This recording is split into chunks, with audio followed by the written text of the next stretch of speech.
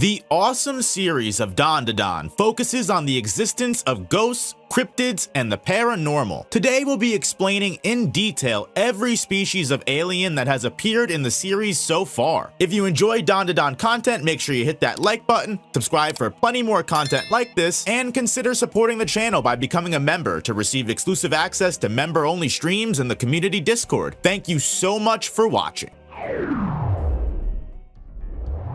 The Sumerians are an ancient race of aliens that may or may not be the original species humanity was descended from. Besides a pair of antennas sticking out from the top of their heads, they are almost identical to humans in every other way. The Sumerians hailed originally from planet Sumer, but the species also had a second home planet that they were once able to travel to and from using warp gate technology. As time passed and this function of transportation fell out of favor in Sumerian society, the planet known as Idea was long forgotten as an ancient myth, later becoming known as the planet Earth. Outside of warp gate technology, the Sumerians were highly intelligent in other aspects of inventing as well, creating advanced weaponry like laser cannons or protective armor to withstand alien war zones. Despite this strong reliance on science, the Sumerians, much like their descendants the humans, also held traditional beliefs such as religion, believing that one day, should their race ever be on the verge of extinction, a god who the Sumerians depicted as a giant kaiju monster would reveal themselves and rescue them. Eventually, the Sumerians would find their planet Sumer invaded by a more violent alien race known as the Kurr.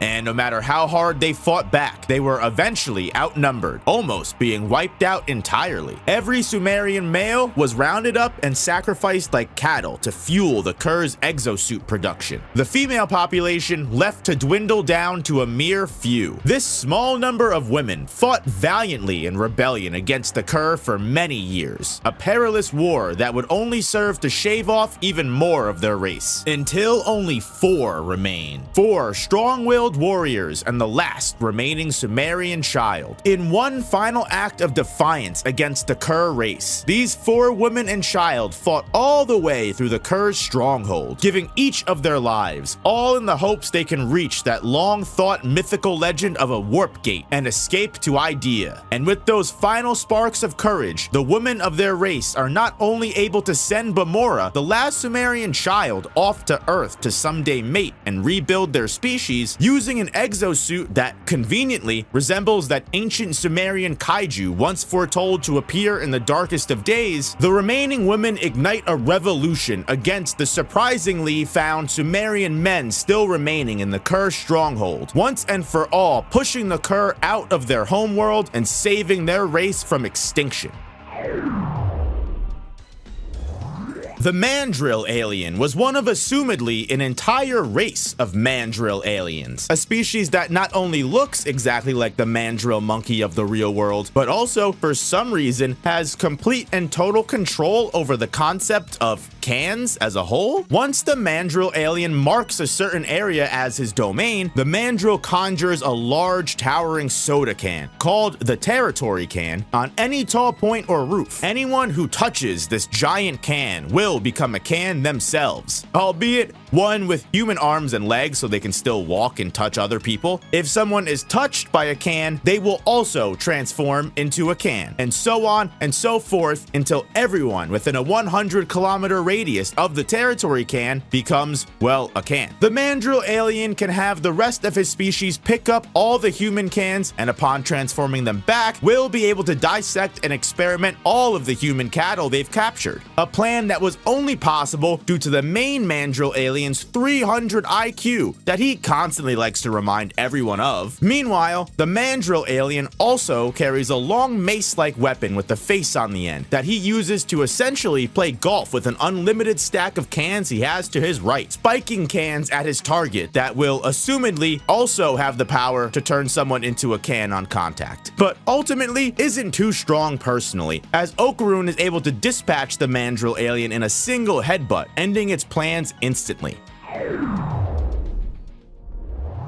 Serpo aliens, or Serpoans, are a strictly male-only species of aliens that hail from planet Serpo. Because Serpoans are exclusively male, they are unable to biologically reproduce and must resort to technology such as cloning and nanomachines in order to increase their population. This is what brings Serpoans to act violent towards other species, especially humans, as they must abduct other living organisms to steal their reproductive organs, comically referred to as banana organs, in order to spark growth in their species' genes. As without any new DNA being introduced, the Serpoans are doomed to remain evolutionarily stagnant. While on Earth, the Serpoans all share a similar, barely humanoid disguise to remain inconspicuous. But their true form is that of a black and white slug monster, still all looking exactly the same. Serpoans almost always act in groups, and even if they do employ other races, they are quite discriminatory towards them. Serpoans think nothing of reducing non-Serpoan employee pay for minor mistakes or enforcing forced labor. The species even harshly shunned Rokuro Serpo, a singular Serpoan who deviated slightly from their programming due to honoring his promise to the protagonist, regardless of how much Rokuro did to try and save the duplicates in his group. Because they're essentially a hive mind, their self-awareness is at an all-time low, to the point they even believe themselves to be a peaceful race, despite their intents to forcefully rob humans of their sex organs. This works to their benefit when attempting to solve tasks, as they are always on the same page and rarely deviate from the crowd's mentality. With their advanced technology, they are able to construct tools within their bodies such as scissors or a large cable to extract human organs with. Their creations can also be merged together with other life forms in order to create massive amalgamations like the Serpod Dover demon Nessie. The Serpoans can also use their extreme intelligence to manipulate brain waves, granting them power to alter the human mind and arouse them for organ extraction, or release these psi waves externally in the form of telekinesis. The Serpoans can release large psychic shock waves that can blow craters into building walls, or when putting multiple Serpoan minds together, they can summon a pressurized zone of gravity that hold down even yokai. While their teamwork, albeit childish, is what has allowed them to survive this long as a species, Rokuro Serpo is proof that not only can Serpos change, they can even evolve under the correct circumstances, as Rokuro is the only one of his kind able to make use of nanomachines, technology developed by Ludrris the alien that can rebuild almost anything.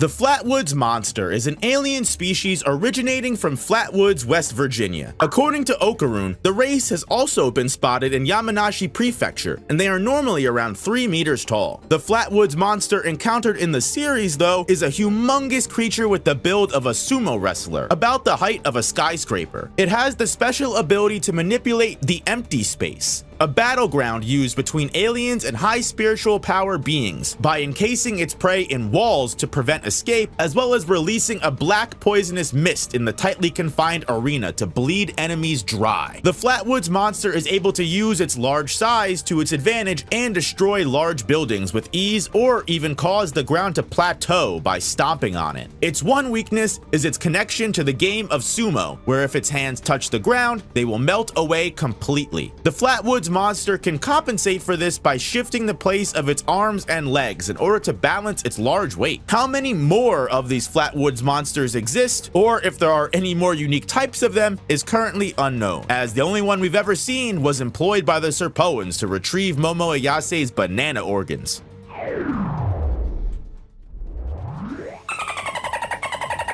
Or Dover demons for short, are a race of humanoid crab aliens originally identified as a cryptid sighted primarily in 1970s Dover, Massachusetts. The Dover demons' home planet, known as is currently an active conflict zone, forcing its species to look for work outside of their own star system, primarily finding jobs as either bodyguards or sometimes even worse, due to their physical stature. The main representative of the Dover demons is Peeny Weenie, or Mr. Mantistrip if you prefer, a mercenary initially hired by the Serpoans to help in their robbery of human reproductive organs, eventually becoming an ally that has helped humanity time and time again. Mr. Mantistrip is actually a pacifist by nature, despite his genetic makeup making him so strong, describing himself as one of the weakest of his kind, only taking dangerous jobs that require fighting out of necessity necessity. You see, Peenie Weenie's wife died of an illness, and his son Chiquita has come down with that very same hereditary sickness. And without constant expensive blood transfusions, Chiquita won't be able to survive the disease. Luckily though, Dover Demon's blood is the exact same substance as cow milk, which allows Mr. Mantis Shrimp and his son to live happily on a farm in Japan, due to their home planet consisting primarily of water and milking a cow being nigh impossible to accomplish under that water. They simply just use human disguises to hide amongst the earthling masses. In combat, Mr. Mantis Shrimp could produce punches that brought entire walls to collapse, as well as being quite the proficient boxer when it came to close quarters fighting in general. Although Mr. Mantis Shrimp was easily dispatched by supernatural beings like Okaroon or Ira, it's to be reminded he is one of the weaker Dover demons, and he prefers not to use his full strength in battle. His species' extreme endurance can't be taken away from him though, powerful enough to take critical blows from strong yokai or Kurr exosuits, or even shrug off poisonous substances entirely. After being injected with a Serpoan energy serum, Peenie Weenie is transformed into his all-out mode, multiplying his power by 24 and turning him into a 24-hour salaryman. In this form, Peenie Weenie's punches increase in strength and can also produce projectile shockwaves just from the boom of his strikes alone. When underwater, the Mantis Shrimp transformation only grows more powerful, 10 times multiplied in fact, similar to an actual Mantis Shrimp's 1-inch jet punch. It's unknown how much of Salaryman's transformation is Mr. Mantis Shrimp's pure untapped potential, and how much Serpoan meddling affected the Dover Demon genes. Mr. Mantis Shrimp is still able to change into this form as a last resort, although he admits without Serpoan energy, he can barely maintain its power for 24 seconds.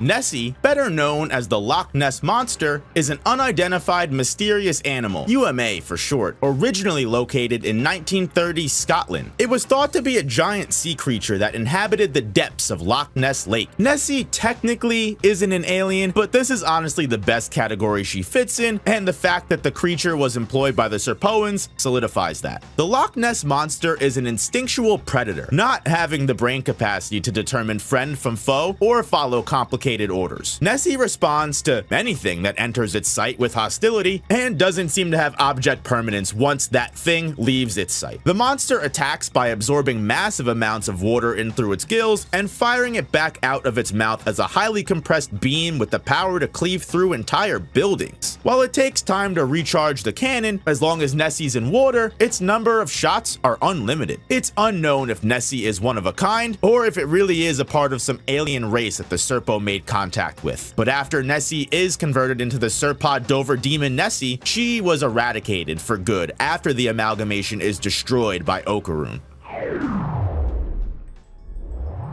Big Mamas are colossal alien monstrosities kidnapped from the deepest reaches of space by the Kurr alien race. It's to be assumed Big Mamas are not the actual name of their species, this is merely what the Sumerians dubbed them. Much like the Serpoans, every Big Mama is exactly identical. It's unknown if this is due to genetical engineering by the Kurr for efficiency or simply a natural occurrence in the Big Mama's evolution. The Big Mamas themselves seem to bear no self-awareness or intelligence, merely responding to whatever is placed in front of them by devouring it without question. Despite being a biological entity, its purpose is almost undeniably militaristic and artificial in nature. After enough organic material is consumed by the Big Mama, its bizarre digestion system then compresses it, molding it all into a mechanical bodysuit to be worn for combat and conquest. Depending on the quantity and quality of life fed to the Big Mama, the quote-unquote exosuit that is produced will differ greatly every manufacturer. These exosuits greatly range in size and power, from smaller suits equipped with the ability to fly to larger ones that can crush entire cities with reality-bending abilities. It was said that exosuits produced by Big Mamas are so powerful it would be impossible for anyone not wearing an exosuit to keep up with them, something that greatly influenced the Kurr race's dominance over the rest of the universe.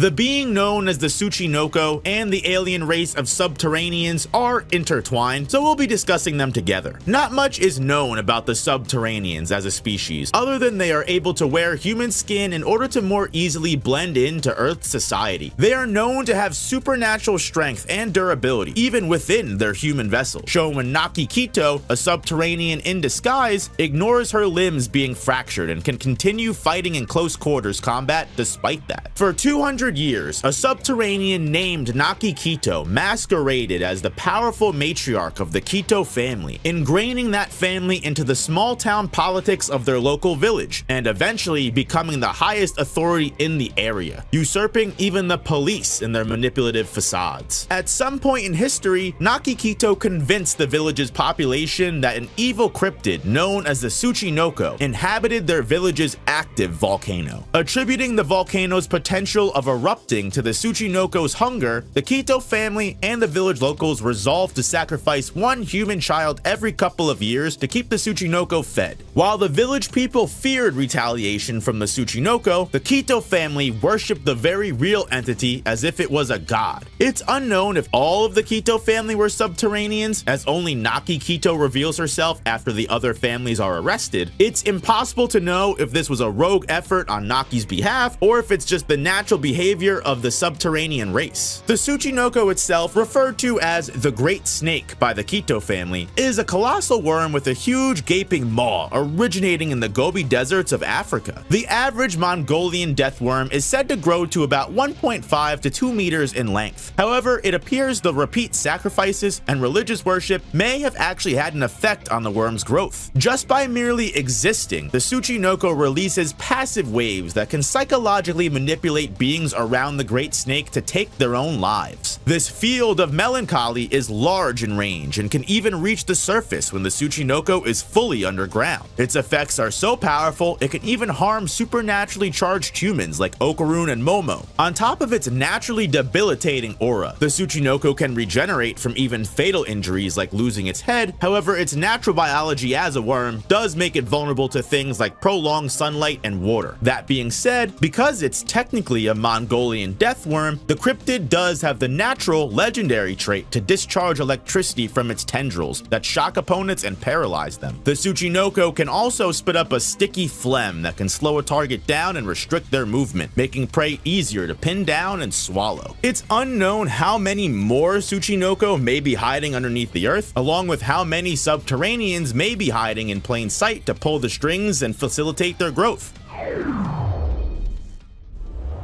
The Kurr are a race of aliens from the furthest reaches of the universe. They are described as space globalists, a militarized species of conquerors whose only goal as a society is to lay conquest to other planets and enslave other life forms. Their race's true name is unknown, as the Kurr is only a pseudonym used by other alien races to refer to them. The Kurr view all other species as lower life forms, feeling no sympathy for anyone as they drive other beings to extinction. The reason the Kurr continually expand their reign is due to their most valuable weapon, the exosuit, being made from organic material. By enslaving a race of alien monsters known as the Big Mamas, the Kurr are able to create highly advanced weapons of mass destruction that have endless possibilities in regards to their power. Ironically enough, the Kurr's actual appearance is that of a soft squid-like body that are barely able to endure any average planet's atmosphere for too long without croaking. By finding the perfect conduit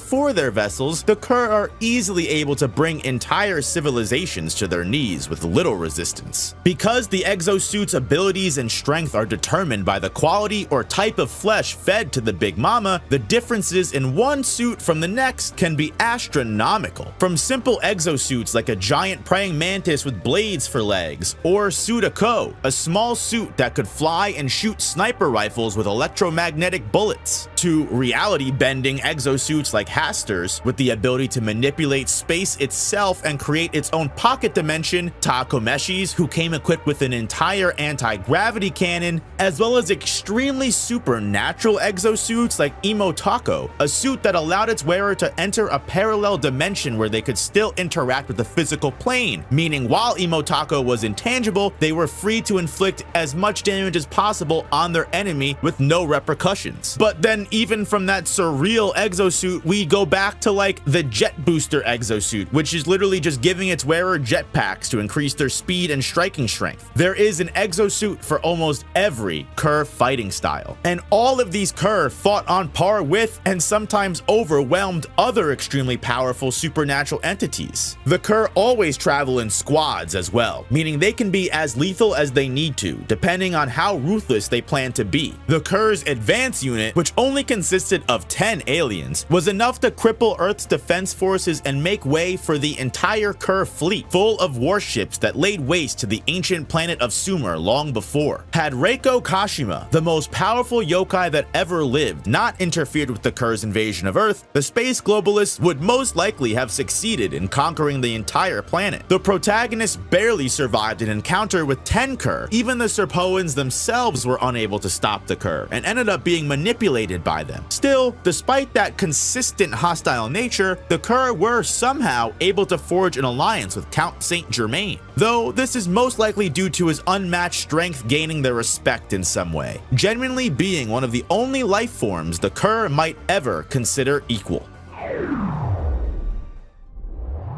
Ludrris is a famous alien who's traveled the entire universe and is very well known, similar to a celebrity of sorts. It's said that getting a chance to meet Ludrris in person is akin to that of a miracle. Ludrris is a construction specialist, renowned for his nanocell technology, tiny robots that are capable of being applied to surfaces and expanding upon them to create whole new objects. The nanotechnology is able to be used to reconstruct the Ayase household when it was destroyed, as well as resurrect the Serpoan Okoroon when his body was dismantled during the Kurr invasion. Its benefits still able to be used by Okoroon today, such as making smaller creations or weapons on the fly in a pinch. Due to Ludriss's language being impossible to translate at this point, as Mr. Mantis Shrimp is always misunderstanding Ludriss's true intentions, his actual significance as a character can only be interpreted by how the other aliens treat him almost similarly to a mythical creature of their own, creating the interesting phenomena of cryptids having their own cryptids. And that is every single alien race in Dandadan that we know of so far. Today we'll be ranking and explaining every yokai that's appeared in the story of Dandadan so far.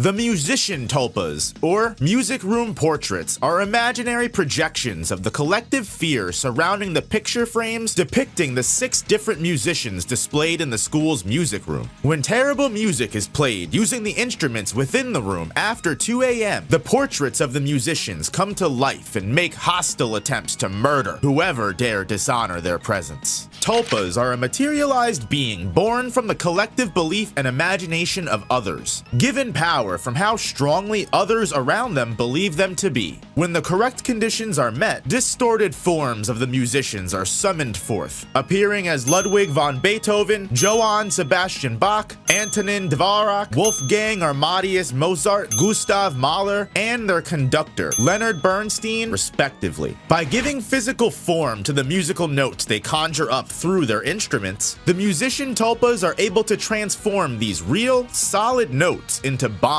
that explode on impact with their target. With all 6 musicians performing at once, the onslaught of musical notes can become overwhelming. The tulpas can also play a range of symphonies whose songs have a different effect on the environment depending on which number is played, such as Symphony 6 that transforms the music room into a pastoral parish, where the ground is naturally tilled to make an opponent's feet sink into the dirt, immobilizing targets so they can't avoid the incoming musical note bombs. The tulpas have also conjured an entire opera house using Symphony No. 9, amassing an army of mindless opera chorus singers along with 4 giants that act as the tulpas' shields from external attacks. If any of the musicians are struck with physical attacks, they instantly return to portrait form, explaining why they're so focused on keeping their opponents away from them. And if the musicians lose their conductor, they are unable to continue levitating and must remain grounded to the floor, making them even more vulnerable to attack.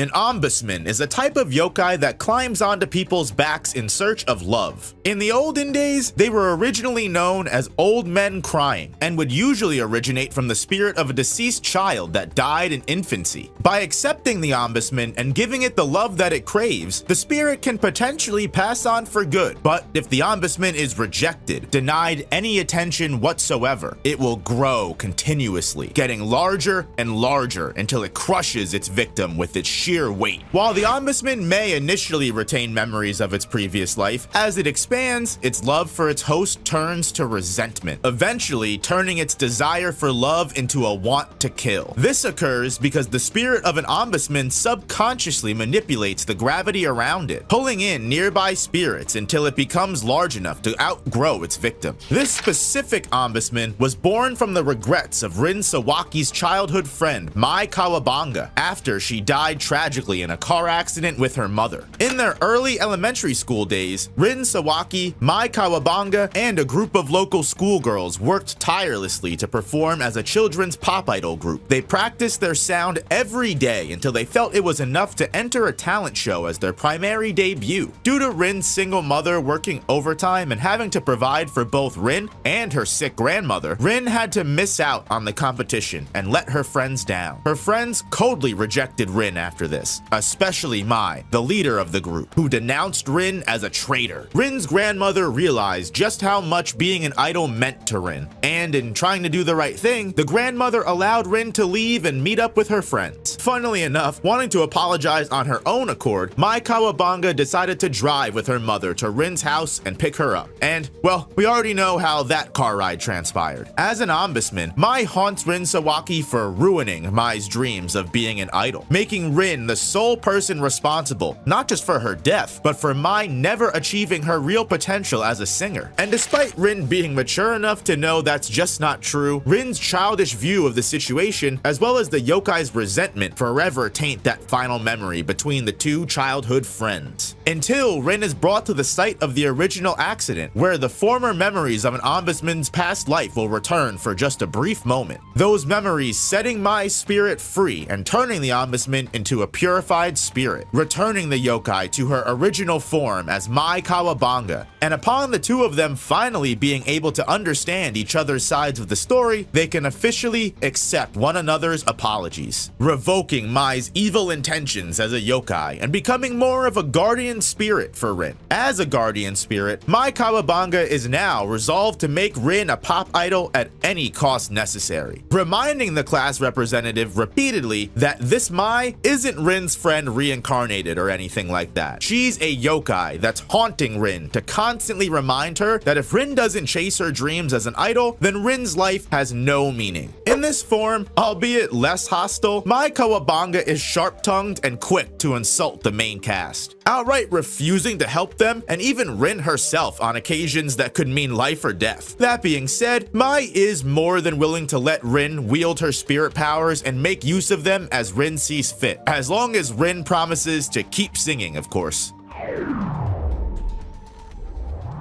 Hana and Taro are two anatomical models of the human body that, for some reason, have gained sentience. Be this through possession of deceased spirits or some other means, the two beings that inhabit these science displays don't seem to have any memories of a previous life, merely acting as if they've always been this way. The only thing these human mannequins do know is that they love each other. The male model, Taro, being the first to break his facade of being a simple science display by sprinting full speed out in broad daylight after Hana, the woman model, because she was thrown away by the school and being sent to the garbage dump. Taro is seen running through traffic, hopping over buildings, even being athletic enough to successfully shake Momo Iyase's psychic powers and Okaroon with turbo grannies. Comparatively, Hana has unfortunately had all of her limbs removed, most likely the reason she was thrown out. But despite her protest for Taro to move on and forget her, the anatomical model declares he could never give up on Hana, prompting the protagonist to rescue Hana from the dump and let her stay at the Ayase residence where Taro can visit whenever he likes. so long as he continues pretending to be a science display during the day and only comes to see Hana at night. Although appearing as average anatomical models, Taro and Hana are actually pretty durable. Taro is able to survive getting hit by a truck and being split into pieces, even managing to put himself back together afterwards before sunrise so he doesn't miss his date with Hana. Taro also seems to have full control of the anatomical model inside and out, able to separate each individual organ or limb manually at a moment's notice, only to immediately slip that entire model back together after the fact. Taro does this to escape Momo Ayase's spirit grip, as well as trap the evil eye inside of his body, capturing the much more powerful yokai and restricting its movements entirely. Despite being able to live without any of their organs or limbs intact, they are still able to feel pain, seen when Momo Ayase stopped Taro from moving when she got a hold of Taro's heart and squeezed it, implying the anatomical model's organs are their weak points. The Earthbound Spirit crab is an amalgamation of numerous spirits, all composed of young women that had been murdered in close proximity to the tunnel in Shono City. Regardless of having no real desire to become an evil spirit, the violence surrounding the women unfortunately left them no choice. According to the spirit medium Seiko Aas, when the dead cross the river to the other side, they transform into freshwater crabs, represented through this enormous polymerization of spirits conjuring this giant crab shape. The Earthbound Spirit's back is made up of the faces of the women who create it, and due to its weakness, the crab spirit was able to rely on and merge with another powerful yokai known as Turbo Granny, eventually growing to become the most dominant spirit inside of Shono City. Because both the Earthbound Crab Spirit and Turbo Granny owned everything within Shono City's borders, the two of them are able to call for aid from every lesser spirit in the land, utilizing the massive graveyard on the outskirts of Shono City to possess the innocent civilians of the town and create an army of mindless zombies that can chase down enemies. The crab spirit has grown to such a size it can cause colossal damage to its surrounding area, or even destroy entire buildings with its claws or ramming through them. When fully fused with Turbo Granny, the Earthbound Spirit Crab can maintain a consistent 100 kilometers per hour in speed, even managing to outpace a bullet train when it eventually has to slow down to turn. Once the Earthbound Crab Spirit is exorcised, the freed ghosts of the murdered women are finally able to smile, finding peace on the other side at last.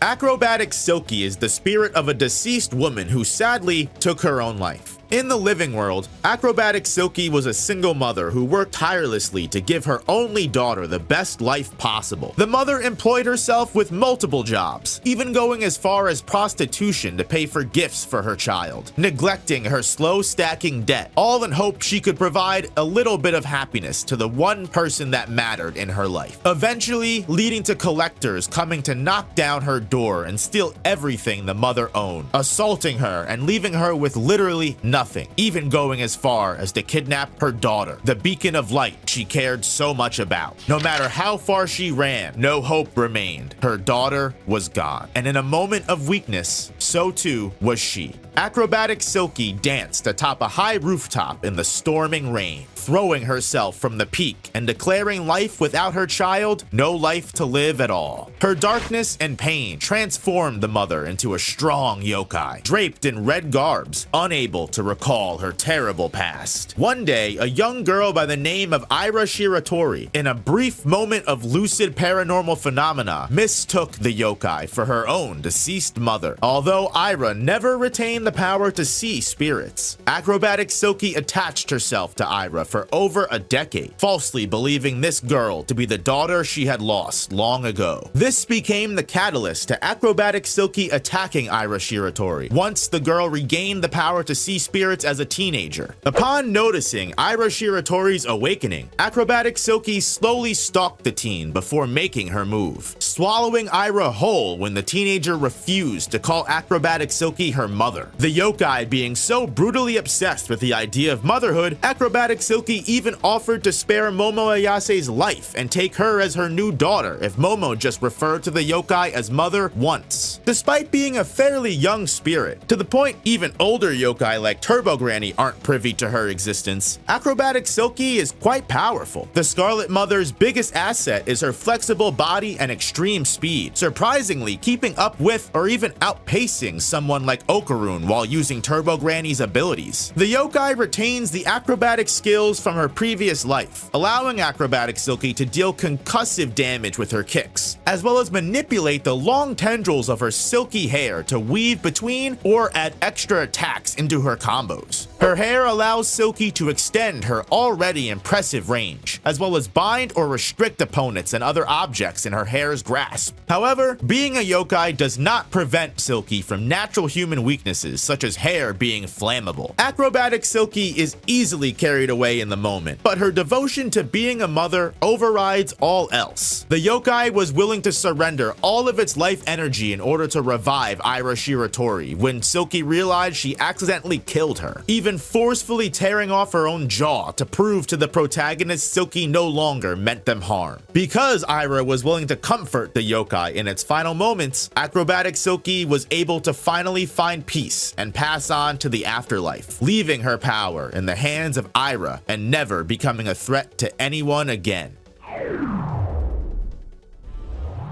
The Evil Eye is a powerful yokai born from the hatred conceived during the sacrificial rituals performed by the Kito family. Originally a young and emaciated child held prisoner by the Kito family as their next sacrifice. The boy watched as free children ran, laughed, and played together from behind a low basement window, wishing he could join them and one day play a game. Unfortunately, that day would never come, as the boy was burned at the stake soon after, delivered as flesh for the great snake to feed upon. Yet, the child spirit carried on, somehow remaining a peaceful and well-meaning yokai. This child would continue to appear to future families meant to be sacrificed to the Tsuchinoko as a ghost, sometimes even attempting hopelessly to save the offerings from meeting the same fate he did. But these repeat failures would eventually drag what was once an innocent child down to hell, transforming him into a being of pure hatred, known only as the Evil Eye, a being that, just from looking at it, can induce a victim into a state of wanting to unalive themselves. The Evil Eye eventually distorted itself from its childlike appearance to become a ghastly, stretched out shell of its former self, now maliciously haunting the offerings of the Tsuchinoko in hopes that it may find a proper vessel one day to emerge and take its revenge on the Kito family, planning to wipe out all of humanity to cleanse the entire world of evil. Eventually, the Evil Eye would meet Jin and Joji, otherwise known as Gigi's goofy ass, who, after realizing that the Evil Eye was only trying to protect his family from the ritual, Gigi ignores Turbo Granny's warnings and accepts the Evil Eye's offer of possession, allowing the yokai to achieve its dream of slaying humanity. While inside a human vessel, the Evil Eye fully puppets the host body at a physical level much higher than it should normally be capable of. The Evil Eye can effortlessly outspeed characters like Occaroon using Turbo Granny's power, to the point the Evil Eye can act 4 times in the time it takes Occaroon to act once. The yokai can also throw powerful punches or kicks that can obliterate entire buildings, or even split open Kurr exosuits in a single blow. But the Evil Eye's largest threat is most definitely the orbs made of pure grudge it can conjure. Balls shaped out of the centuries worth of grudges born from the Kito family's sacrifices. These grudge balls are extremely durable, able to bounce off solid surfaces and home in on opponents, or outright crash through enemies to rip them to pieces. The outcome simply depending on how much force the Evil Eye decides to put behind them. The Evil Eye can also manipulate these grudges in order to conjure structures such as the Cursed House, a barrier made of pure aura that can protect the Evil Eye from attacks, trap other enemies inside with him, or inversely, outright imprison victims and hold them in place. These conjurations of pure emotion are said to reject everything around them, even denying a veteran medium medium like Seiko Aas from exorcising its presence with talismans. However, a cursed house was shattered with the combined force of both Okaroon and the evil eye, showing it's really only as powerful as the yokai can make it. Despite its genocidal intentions, the evil eye is still a child at the end of the day. Its long neglected desires to play with other children being twisted into a sadistic purpose, causing the yokai to believe activities like killing or having intense fights is the same as a game in a children's sandbox. This is why when meeting an equal match in Okaroon, the evil eye is more than willing to postpone world domination in favor of having fun with the protagonists. Emphasis on postpone because the moment the evil eye stops enjoying his weekly fights with Okaroon, world domination is definitely back on the table. But since then, the evil eye has become a great ally to the protagonist crew, helping them fight off enemies as long as they can fool him into thinking it's all a part of the game. The evil eye also learns to coexist with Gigi, only swapping place on Tuesdays to fight Okaroon or if Gigi is sprayed with cold liquid. And the only way to really subdue him completely is with hot temperature liquids. Funnily enough, at this point, even if the evil eye manifests accidentally, the yokai upholds its promise to Okaroon and humorously just carries out whatever one of Gigi's daily activities he finds himself in.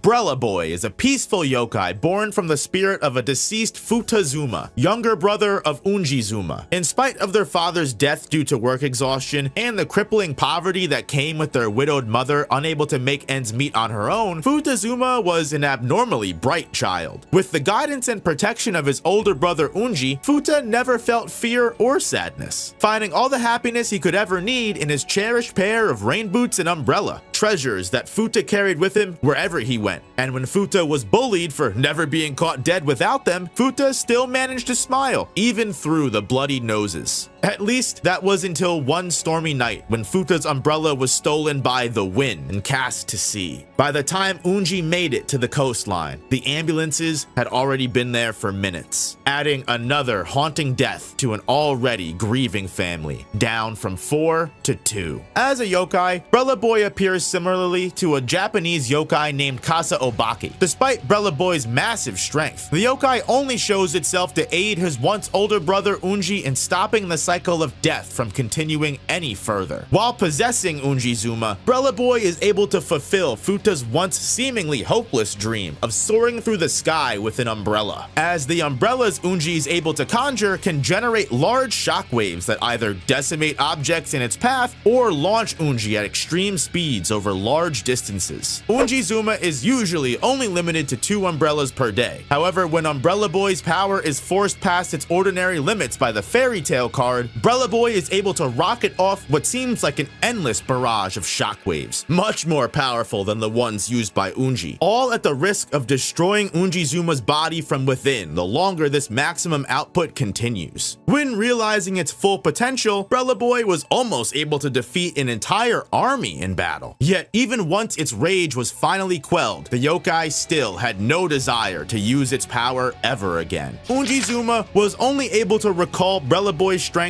when using Okaroon's golden ball, as its power was truly only meant to be a one-time use, so Unji could save the remaining lives he cared about. Brella Boy would eventually make its way over to the afterlife with the rest of the Zuma family, and finally put its unstable strength to rest.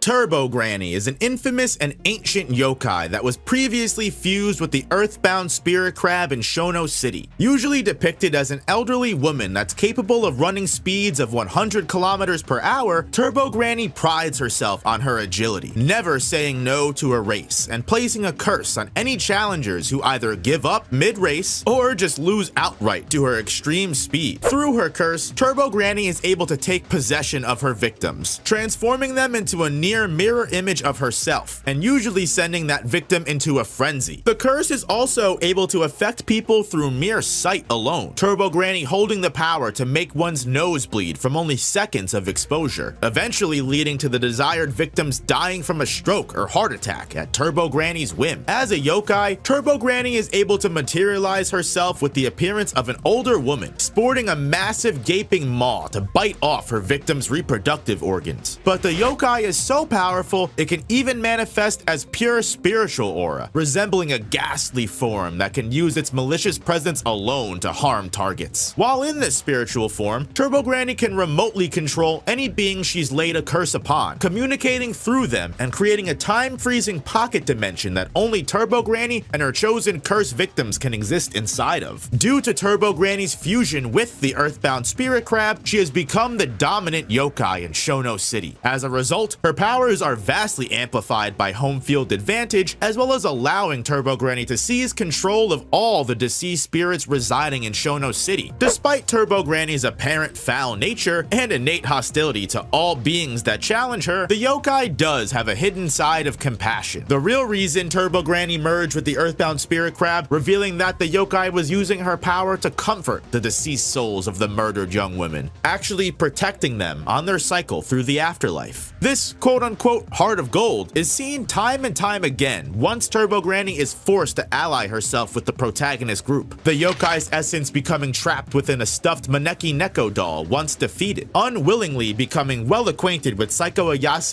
and the protagonist's children, building an unlikely friendship that the Turbo Granny reluctantly walks away from once getting all of her powers back, choosing surprisingly not to take revenge on everyone when Okaroon receives his golden balls. As an ally, Turbo Granny acts as the protagonist's lexicon on all things supernatural. The yokai's old age and deep understanding of spiritual culture grants the protagonist knowledge they wouldn't normally have. While she is unable to use her Turbo Granny powers in the doll form, Turbo Granny does take on the mythological features of luck said to spawn from Maneki Neko dolls, as the yokai can subtly influence events of the story wherever she goes. Unfortunately, the Maneki Neko's good luck does not discriminate and is unable to distinguish friend from foe. With Okaroon's testicles returned to him, Turbo Granny's assumedly returned to her home in Shono City as well. Considering Turbo Granny is aware of who Count Saint Germaine is, it's possible this is not the last we've seen of her.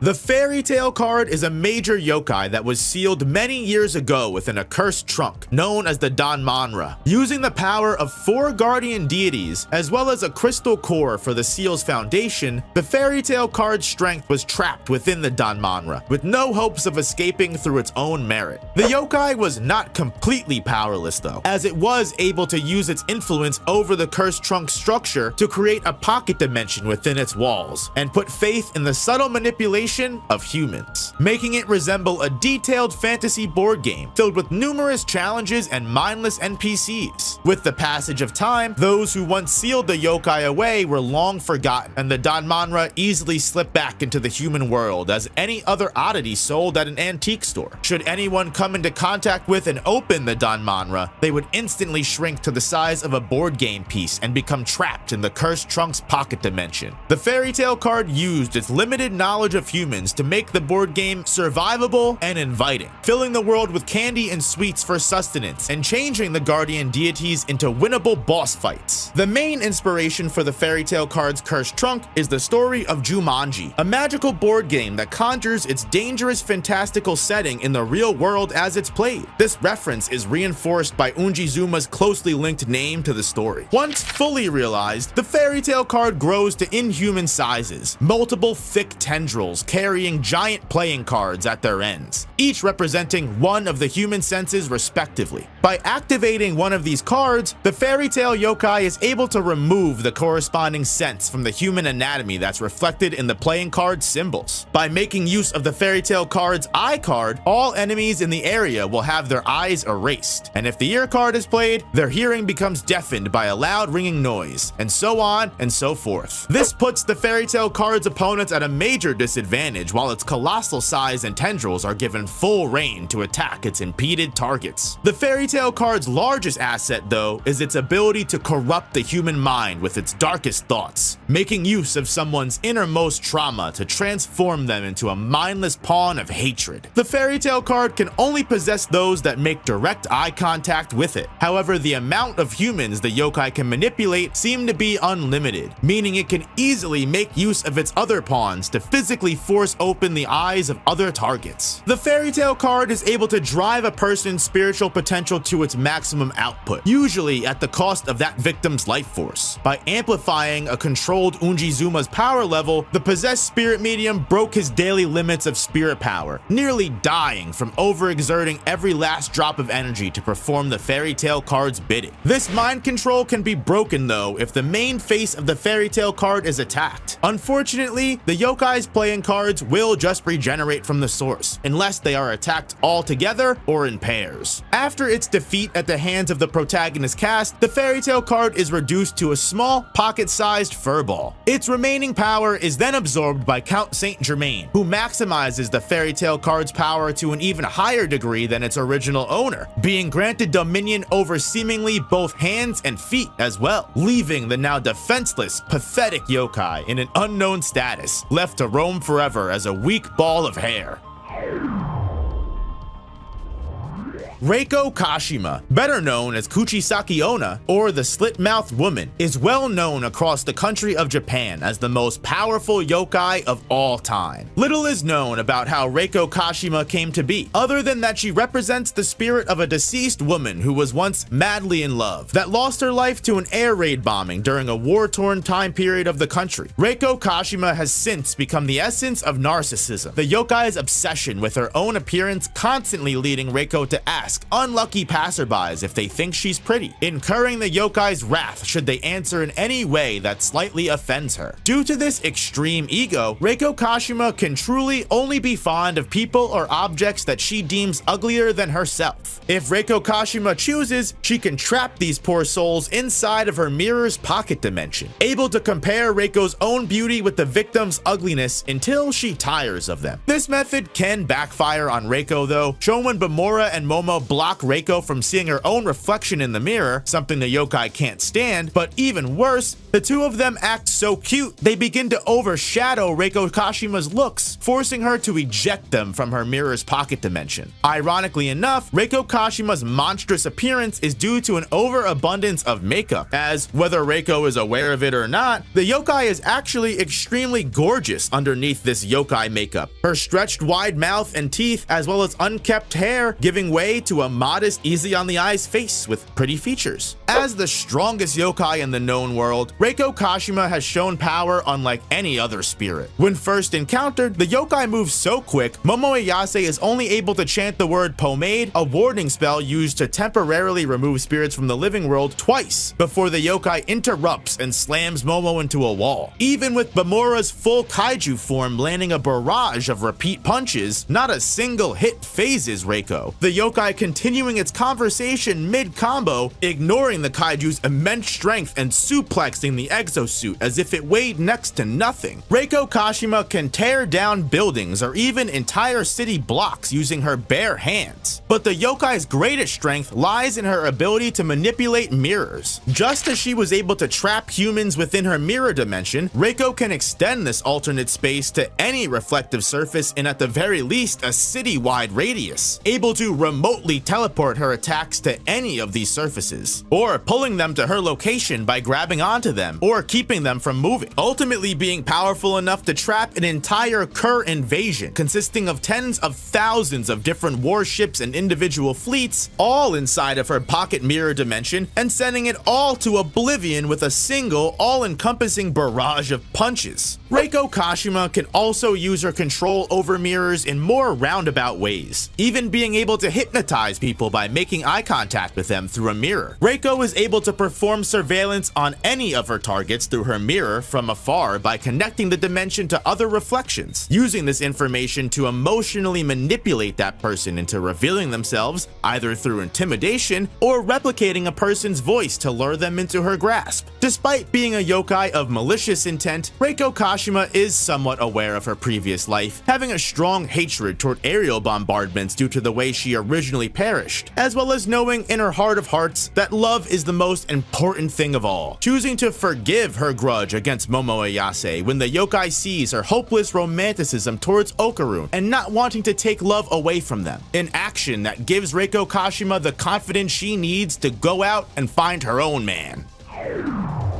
Count Saint Germaine is a complete anomaly. it being unknown whether the man's origins are human or alien. Count Saint Germain has claimed to be a collector of the paranormal, dedicating his seemingly long life to researching and capturing supernatural entities, both yokai and alien alike. While not much is known about the anomaly in the series, Count Saint Germain is a direct reference to an actual human in history who is heavily tied to some of the earliest forms of the occult and secret societies. In real life, the Count of Saint Germain was an infamous English adventurer from the 1700s. He was known for taking on multiple identities depending on the land or people he was visiting, and would often make impossible claims such as being over 500 years old. He was recorded as one of the greatest philosophers to ever live, and became well known due to his often ludicrous interests and ideas in the categories of science, alchemy, and the arts. The Count's true name and identity were never revealed, and anytime he did appear in history, it was under a new name, moniker, or background.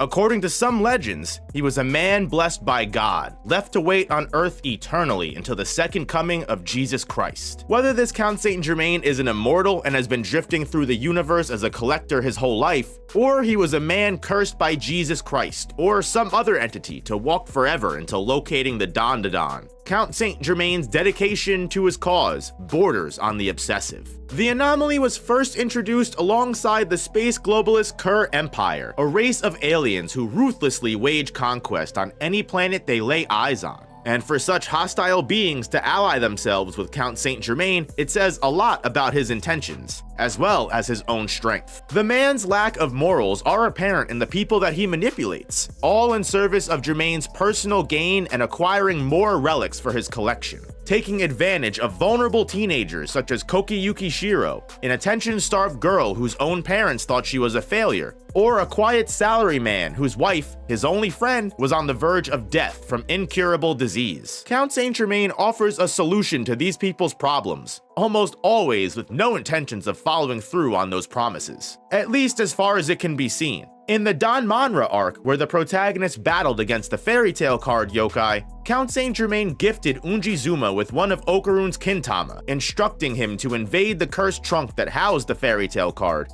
and deceiving Unji into inadvertently freeing it from its prison. Once coming to collect the prize, not only does Count Saint Germain feign ignorance in making a contract with the fairy tale card yokai in the first place, revealing that Unji was literally just a middleman that Germain tasked with doing his dirty work. When all was said and done, Count Saint Germain simply erases Unjizuma's memory, leaving Unji with no recollection of who set him up in the first place. This is a common occurrence in interactions with Count Saint Germain, as well as his alter ego, Mr. Sanjome, the persona Germain takes on when interacting with the protagonist at their high school as a teacher and president of their occult club. All characters who find themselves manipulated by Germain are unable to remember the man's name, appearance, or even how or why they know him. The husband, whose wife was sick, admits despite believing the perpetrator to have worked alongside him for years, suddenly, all those memories are blank. This memory manipulation ability seems to not only allow Count Saint Germain to erase memories of him interacting with these people, but also insert completely fabricated memories at Germain's desire,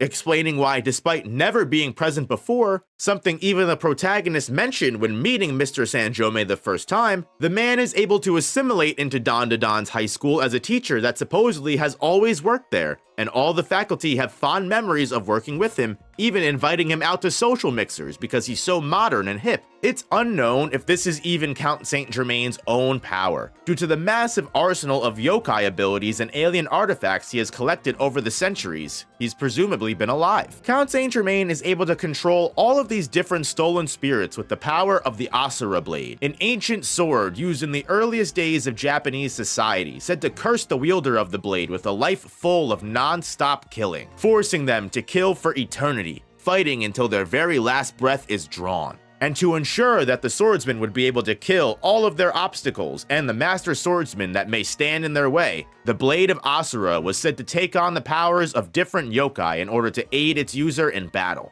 It was originally sealed long ago by an order of magic users due to its overwhelming power, But about 5 years ago, the Sword of Asura was stolen from its shrine, meaning this hunt for Dandadan started sometime around then as Count Saint Germaine's first heist, or it was one of the many objects on his path to Dandadan, and his journey started ages ago. Count Saint Germaine not only seems to wield a katana, potentially the actual blade of Asura itself, in combat, but he has shaved off its steel and created countless daggers with the material in order to store the stolen abilities in a separate vessel. This is so Germaine can gift these daggers, named Kozuka knives, to his followers, allowing them to tap into the strength of the specific yokai without any prior spiritual experience. Ordinary humans like Kokiyuki Shiro are able to conjure endless hordes of pygmies. Teachers like Miss Adachi can summon mobs of Chinese vampires that know martial arts known as Jiangshi, and salarymen can transform themselves into indestructible iron bowls with hot groins. With just one prick of a white Kozuka knife, Count Saint Germaine can grant an unsuspecting human life-changing abilities, as well as guide them towards stealing even more powers without ever having to get himself involved.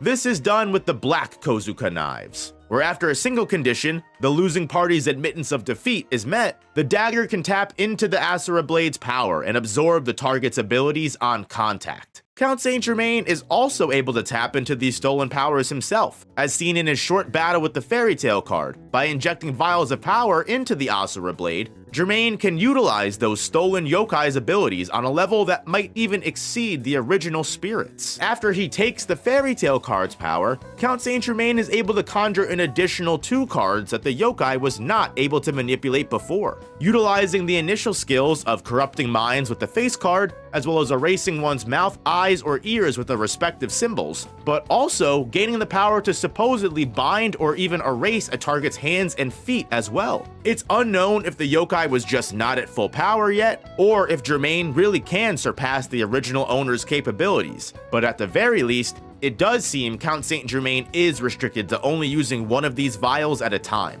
needing to swap them out from a small holster located on his katana in order to switch between the yokai powers. So far, Count Saint Germaine has only revealed 3 yokai powers he's stolen, not counting the Fairy Tale card as the 4th. But based on the 20 or so different vials that can be seen within his coat jacket, it should be assumed there are countless yokai that Count Saint Germaine is able to channel. The yokai we have seen include Jumping Crone, a relative yokai to Turbo Granny that is said to jump 100 kilometers per hour opposed to running, and by tapping into this vial, it boosts Count Saint Germaine's aerodynamics and allow him to jump higher and faster, as well as conjure platforms beneath his feet similar to Dante from Devil May Cry to double, triple, and quadruple jump through the air. It's assumed Count Saint Germaine can no longer use this power due to gifting the yokai to Heisei, Okaroon's bully. Germaine has also shown off the yokai Black Hair Cutter, discharging black lightning from Germaine's blade as he slashes through opponents, and Water Tiger, a yokai that massively increases Count Saint Germaine's weight and density,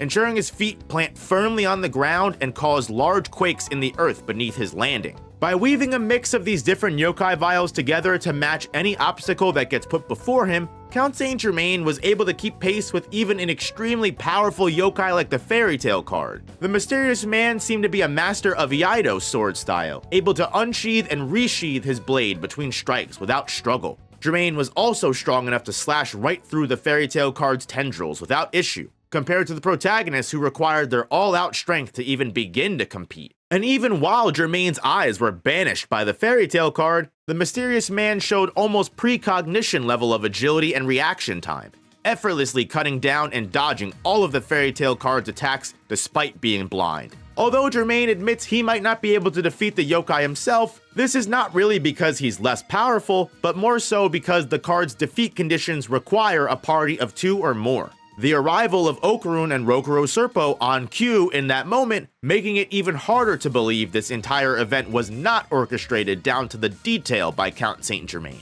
And while this could just be brushed off as great instincts on Count Saint Germaine's behalf, the amount of moving pieces and outright plot manipulation he's responsible for still imply an insidious level of cunning and forbidden knowledge. The mysterious man has shown an extreme level of intelligence, meaning it's impossible to discount any possibilities with him. Germaine's level of wit excels both on and off the battlefield as a quick thinker, as well as a long-term planner and emotional manipulator. Germaine was knowledgeable enough to make use of the paralyzing black talismans that were on the field during his fight with the Fairy Tale card, and was more than aware of Okaroon's possession by Turbo Granny, even asking Takakura to participate and utilize his yokai powers to aid Germaine in battle. Count Saint Germain seems to know exactly where our protagonists are at all times, having his followers attempt to hijack their supernatural powers at their weakest and most vulnerable moments, all the while maintaining his innocence as Mr. Sanjome, the weird professor. The mysterious man seems to have a fascination with weird facts and interesting philosophies,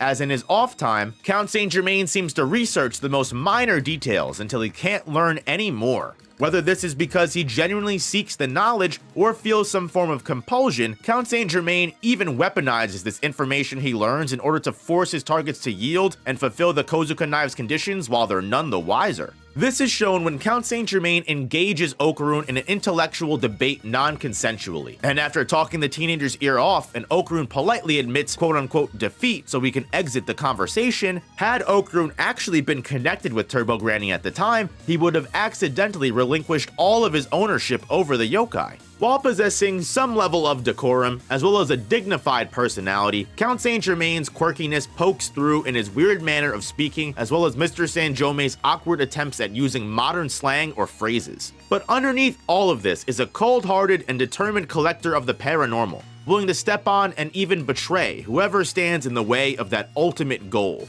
Count Saint Germain will form alliances and then break them the moment they become inconvenient, as well as coerce vulnerable beings to do his bidding, all the while knowing he never intends to make good on the promises he offers. As long as it means discovering the Dandadan, Count Saint Germain will do whatever it takes. The man is an enigma, and judging on the upside-down triangle seal he bears on his coat, similar to the symbol seen worn by both Ludrris the alien and Kashimoto, Seiko Aase's accomplice, Count Saint Germain may be much more entangled in the world of humans and aliens than we can even begin to understand. One thing's for sure though, anyone who emerges directly from the gates of hell themselves can surely be up to no good.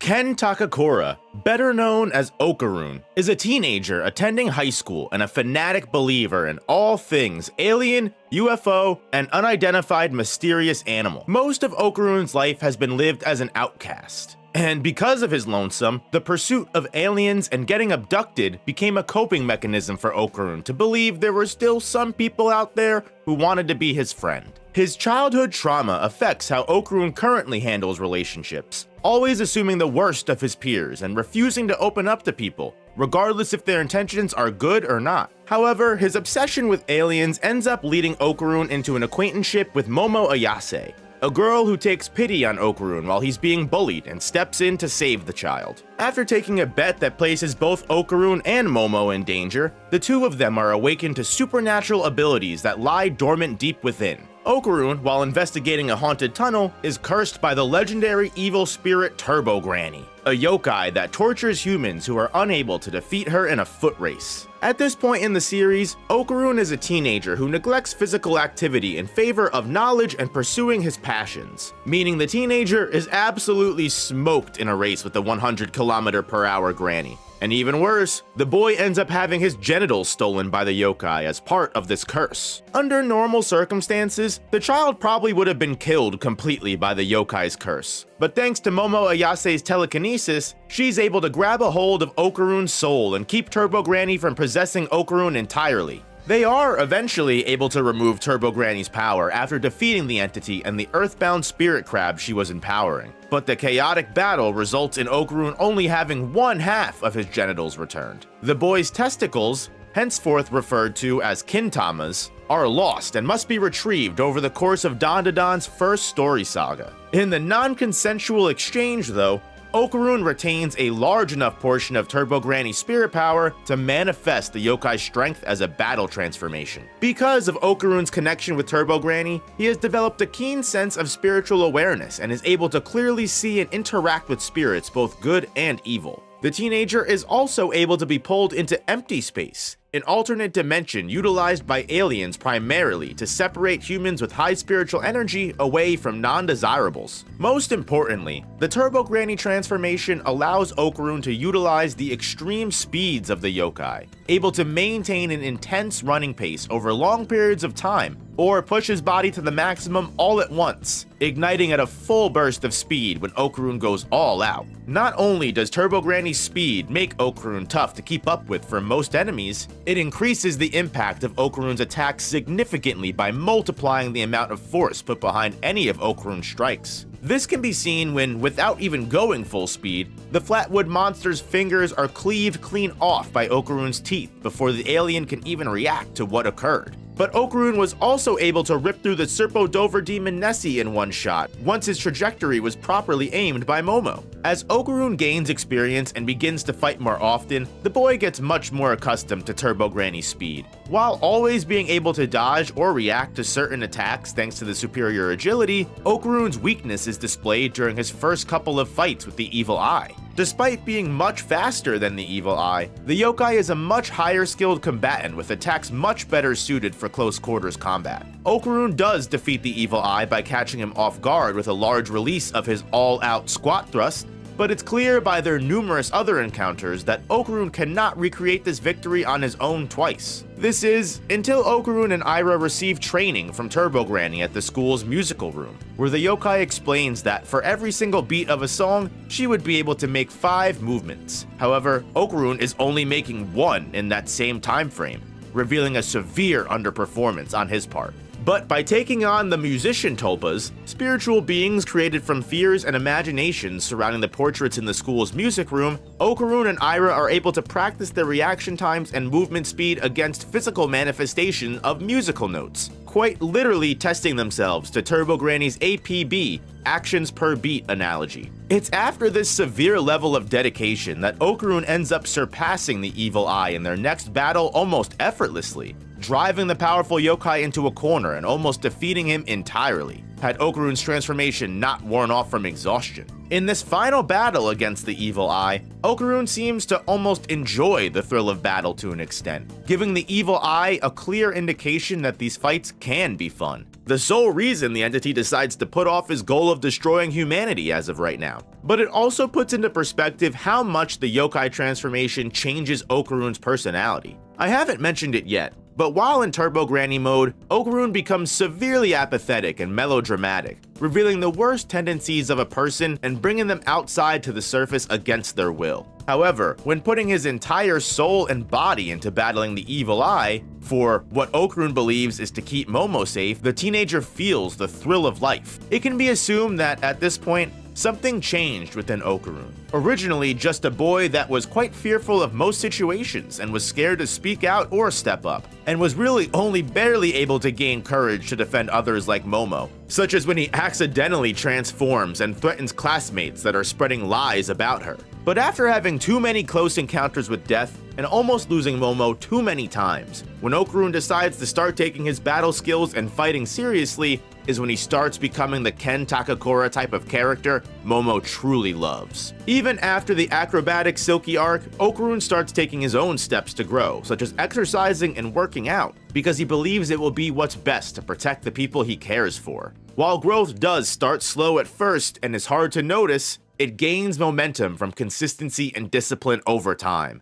2 traits that Okaroon is more than willing to maintain as long as he has people like Momo and even everybody else by his side. During the Space Globalist arc, Okaroon even shows that his strength might even be vastly superior to the other spirit medium counterparts, such as Ira, Gigi, and maybe even the Evil Eye, because where the latter 3 individuals are easily dispatched by an equal number of Kurr assailants, Okaroon is surprisingly able to hold his own against up to 6 Kurr soldiers, outmatching the colossal machinations shooting cannons at him with alien technology with just his pure agility alone, and also having the strength to critically damage the Kurr's exosuits, as well as endure most of their basic physical attacks. Okaroon is truly only defeated by the duo of Jet Booster Exosuit and Spatial Exosuit, as the spatial anomaly created by the Hoster Kurr, who absorbs space between 2 points and spits it back out, is able to completely overwhelm Okaroon from all angles and crush him, while the Jet Booster Kurr distracts him in close quarters. Although Okaroon does eventually lose, the Kurr admit that the Serpoan information they received was correct to refer to Okaroon as strong. And honestly, this loss only seeks to push Okaroon further into developing Turbo Granny's yokai abilities, inadvertently awakening the power to traverse phone lines lines and even astral project himself during this unconsciousness. In the very first chapter of the story, we watch Turbo Granny essentially teleport almost,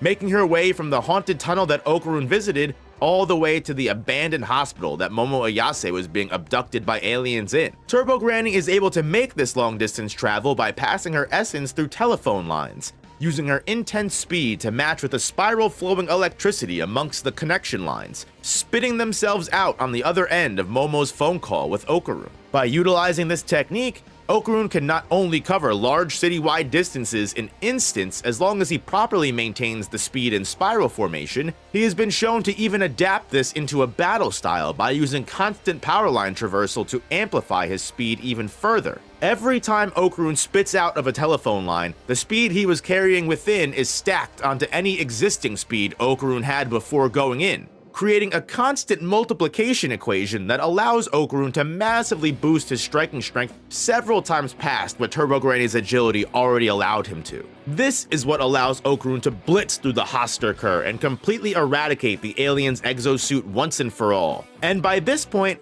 Okaroon is so severely unmatched when it comes to physical combat, he's able to easily assert his dominance over Unjizuma's Umbrella Boy transformation, even while it's currently being pushed past its power limit by the Fairy Tale card yokai. Unjizuma's Umbrella Boy was able to blow through entire armies of people with its Umbrella Blast, but Okaroon displays such a mastery of combat in both air and ground during this fight, while also making use of the floating debris and Serpo's psychokinesis, that the limit-breaking yokai stood no chance. Count Saint Germaine even relies on Okaroon's power specifically during the final climactic battle against the Fairy Tale card, claiming Okaroon's strength is necessary if Count Saint Germaine would ever hope to bring down the yokai. Unfortunately, with the return of both of Okaroon's Kintama, his longtime pact with Turbo Granny has since completed, and the yokai surprisingly honors her word, as once her powers have been returned, she leaves without harming a single human. However, this does leave Okaroon extremely nerfed in both combat ability and spirit power. Now without a transformation,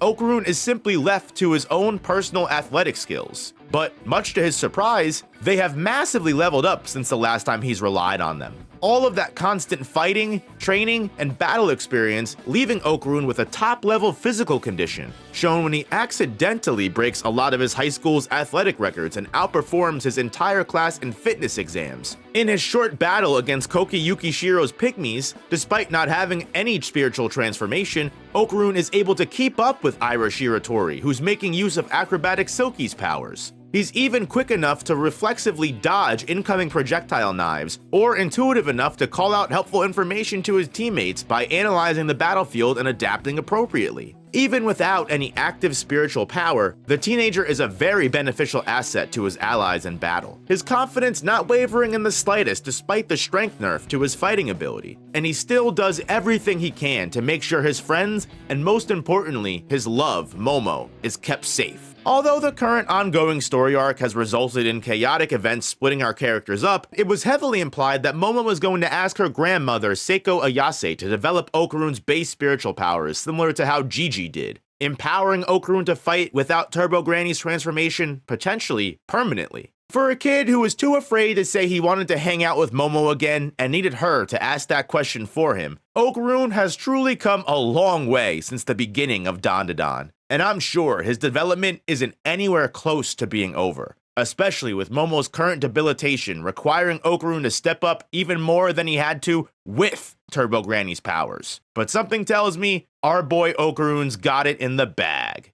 A famous spirit medium that appears under the name Santa Dodoria, Seiko Aas is the grandmother of Momo Ayase, who despite the public skepticism over supernatural powers and the existence of yokai, clearly exhibits signs of advanced experience with the paranormal, and even the ability to control such spiritualisms under the right circumstance or ritual. For a currently unknown reason, Seiko took in Momo Ayase as her guardian when she was just a little girl, doing everything she possibly could to protect Momo from things like evil spirits, while also attempting to awaken ki of Momo's very own. Due to the weirdness of her grandmother's spells, as well as a general stigma around the occult, Momo faced extreme bullying over her grandmother's quote-unquote good luck rituals, and the emotional trauma severely fractured the two's relationship. However, Never once did Momo's grandmother lead the girl astray with her teachings. It's unknown how far back into Seiko Aase's life that her fascination with the paranormal began.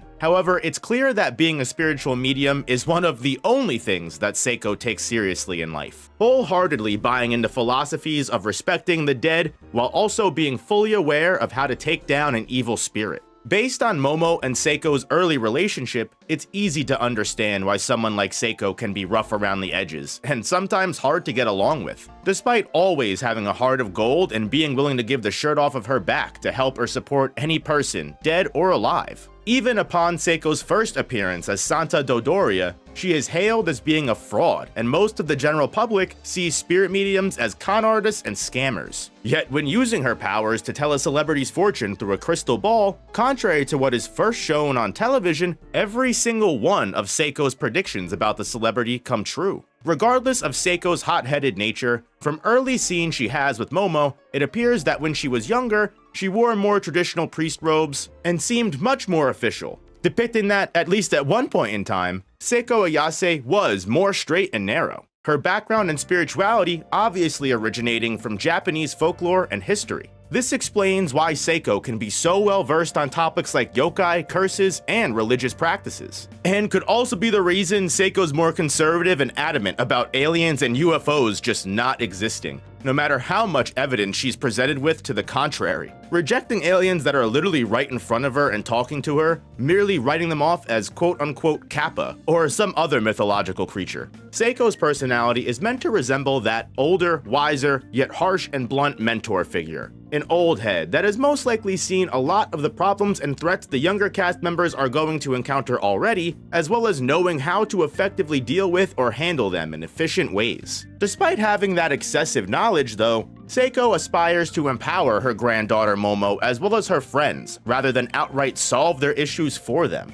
While Seiko is more than willing to offer advice, even step into physical altercations if she really needs to, her desire is for those around her to grow and come to their own conclusions. Especially when the protagonists require guidance in times of trouble, whether it be with evil ghosts and aliens or teenage emotions. As she is even the reason Okaroon lights a fire under his ass and starts expressing his feelings more openly to Momo, by taunting Okaroon about Gigi being Momo's first love and claiming he has competition now. Seiko has almost a century of spiritual as well as human experience that she is able to call upon both in and out of combat. Even though, from looking at her, you wouldn't even think she's lived for about a quarter of that amount of time. Whether Seiko's youthful appearance is due to her pure devotion to spiritualism and some ritual of local origin, or it's just damn great genetics, one should never underestimate a grandmother for just how she looks. Although not participating much in battle, the few times Dandadan has shown Seiko in physical combat are more than enough to prove her superiority in battle. Her years of experience have molded a sharp and intuitive mind that's capable of producing strategic decisions on the fly, as well as being able to thoroughly plot out plans of attack for multiple people. Using Seiko's massive internal library of paranormal rituals and spirits, just from looking at certain possessions or curses, Seiko can immediately deduce what must be done to solve or exorcise the problem. And if she can't personally perform the ritual, Seiko most likely knows someone that is capable.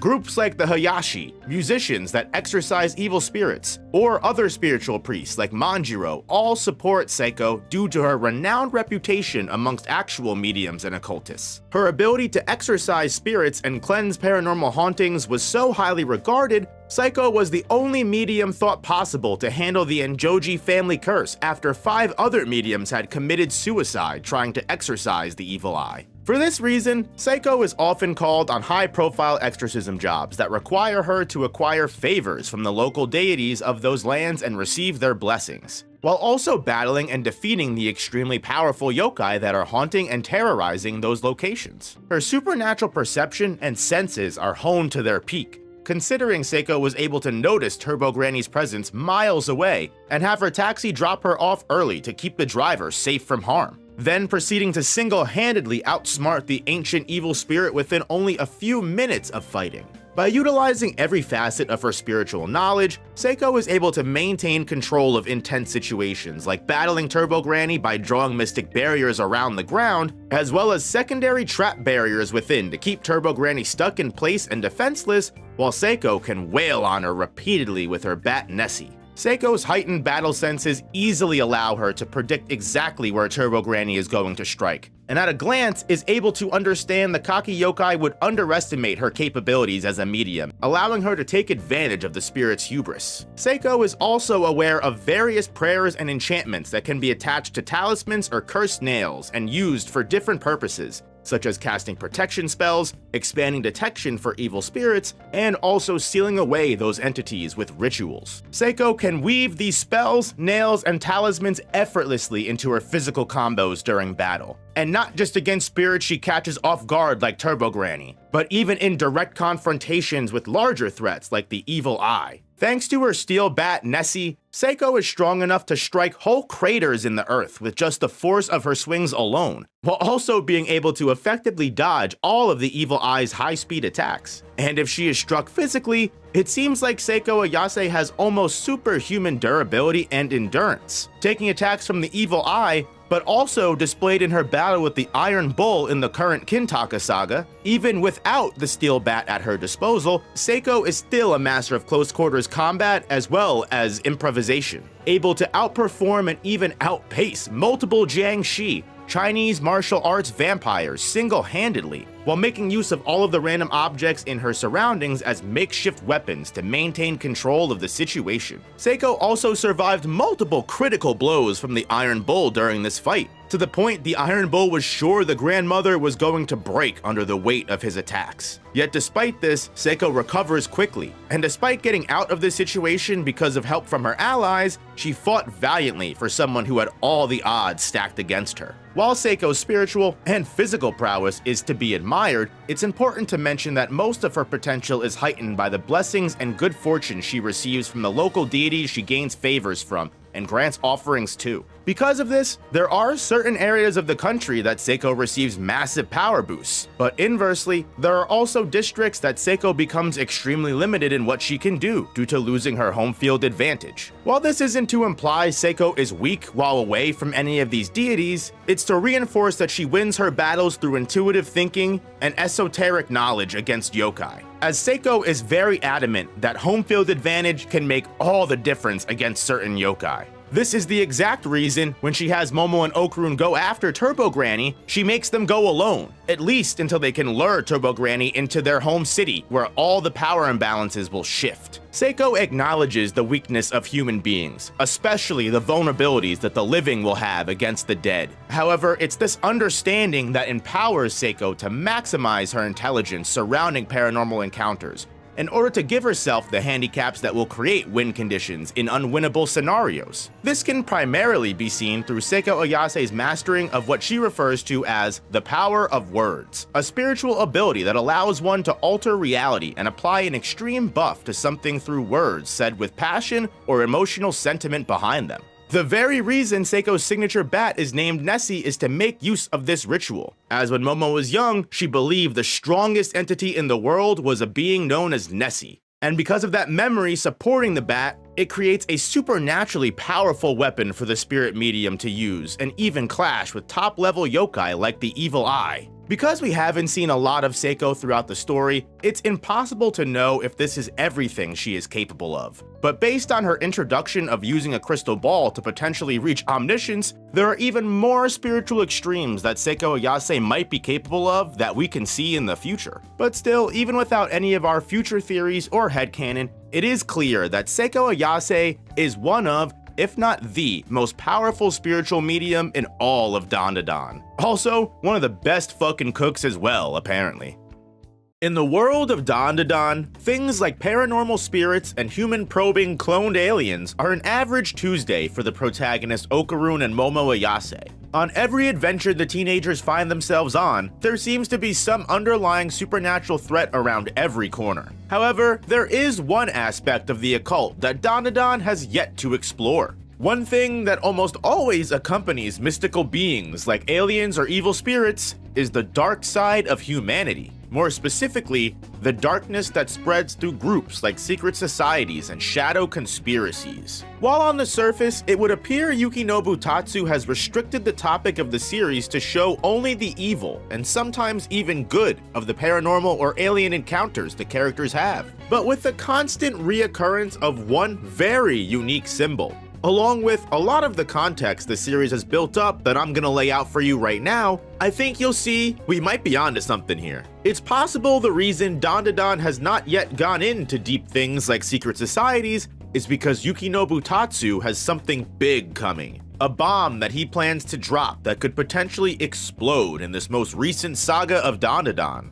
And one that even ties in another one of the most mysterious plot-related time bombs in the series, Count Saint Germaine. Now, obviously, it's tough to say a small drawing says much, which is why I want to cover a lot of the context as to why this symbol matters so much, before directly covering the symbol and potential conspiracy theory itself. Because without the foundation, this whole video kind of just sounds like one madman shouting at the clouds. So let's start back up at the beginning. Hey guys, real quick, if you want to support the channel, make sure you go down to gamersubs.gg/noop and get 10% off your nootropics and energy supplement fix, and we'll get back to the video. As I mentioned at the beginning of the video, the protagonists of Dandadan are constantly running into supernatural shenanigans, sometimes without even trying. The anatomical models Hana and Taro are perfect examples of random anomalies that anyone could have run into, it just happened to be Momo and Okaroon for story's sake. Just being able to casually see yokai was enough to instantly swipe Ira Shiratori into the crazy world with Acrobatic Silky, and Gigi's life was almost ruined by a cult-like family that had dug their talons into the village Gigi lived in, all for the sake of some giant cryptid worm and the subterranean creature masquerading as the Kito family's head matriarch.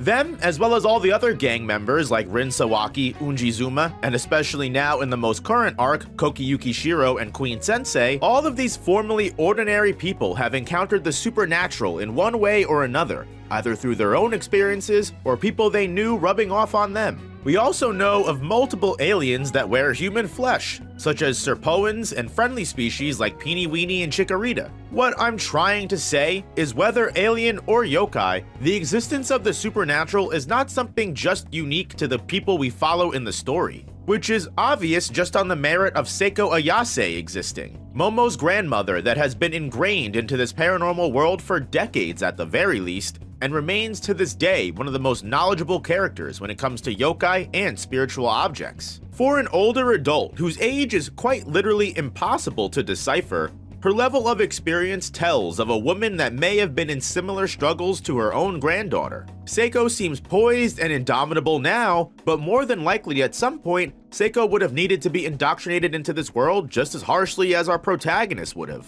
And we could sit here for hours speculating about the origins of Seiko and her own first impressions of the spiritual world, but I think the more important point that I'm trying to make here is just how common encountering the insane can be in this world. It's not so common that everyone is aware of aliens and yokais existing, as even Seiko, albeit hilariously and almost unbelievably, still denies aliens' existences despite meeting multiple at this point, but just common enough for there to be a group of high schoolers all sharing spiritual experiences that can communicate and work together. And if a group of almost 10 teenagers can emerge out of mutual trauma just in one school campus, what says larger groups of people all across the world haven't already done the same? If we are to assume Occaroon is correct, and that underneath the surface of everyday life, an endless war wages between aliens and yokai, not like necessarily your ordinary war, but Occaroon describes it as aliens would invade and crush Earth if they wanted to, which we almost even watch occur in Space Globalist arc, yet yokai like Reiko Kashima will stand in the aliens' way of the entire invasion, which proves Occaroon's theory and reinforces that this probably isn't the only time this has occurred throughout all of history, let alone the only place it may have happened. Especially if Occaroon could have came to this conclusion in less than a year of paranormal experiences. Which is why I bring up Seiko, because based on her career of being a famous exorcist, at least among actual occult circles, it's implied there's a network of spiritualists that not only recommend Seiko jobs, as we see here on a high-profile yokai hunt during the Space Globalist arc, but also share and spread information between one another. We're also told from Mandrill, the local shaman of Gigi's village, of the multiple failures and deaths of the previous mediums and exorcists before the Aas family is sent to investigate Gigi's village. We have yet to encounter anything similar on the alien side of things. No famous UFO, UAP investigator that turns out to be some real experienced alien hunter or really anything close to the sort. But does that really mean they don't exist? Again, if a single extensive network of priests and exorcists can establish itself in Japan, I have to assume that there are other networks of the sort in other countries, and what stops there not being any kind of alien enthusiasts meeting together? Not to beat a dead horse, but again, Momo and Okaroon run into the Serpoans and Turbo Granny on their first try doing a paranormal hunt. So you're expecting me to believe there aren't enough alien fanatics in the entire world that have also survived encounters and lived to meet one other enthusiast? Let alone that now that most of these manga and stories take place in current day, they have the internet. Even in our actual world, there were forums and chat logs of extensive alien research and spirit ritual/summonings before the internet even was a mainstream thing. But this whole video isn't some pretentious point to say, well, obviously, these secret societies exist by process of elimination, 8 billion people exist in the world, case closed. And I promise we're getting to the point soon, but there are 2 more people that I need to bring up for consideration. Seiko Aase's 2 friends that she meets up with to consult for information on curing Momo's miniature curse from the fairy tale card. Their names, Kashimoto and Payase, and they're 2 brand new characters that are introduced in the Kozuka Knife Saga. And for once, 2 adults are heavily involved in the existence of the paranormal other than Seiko. Kashimoto and Payase are cursed object collectors, and it's unknown how or where Seiko Aas met these 2, but it is clear they are trusted allies of hers. As even when the going got tough and the Jiangshi and Iron Bull attacked Seiko, Payase and Kashimoto both fought alongside her despite having every possibility to escape. They also revealed exceptional spirit abilities to do so, which show the 2 of them are more than just your average spirit medium like Manjiro.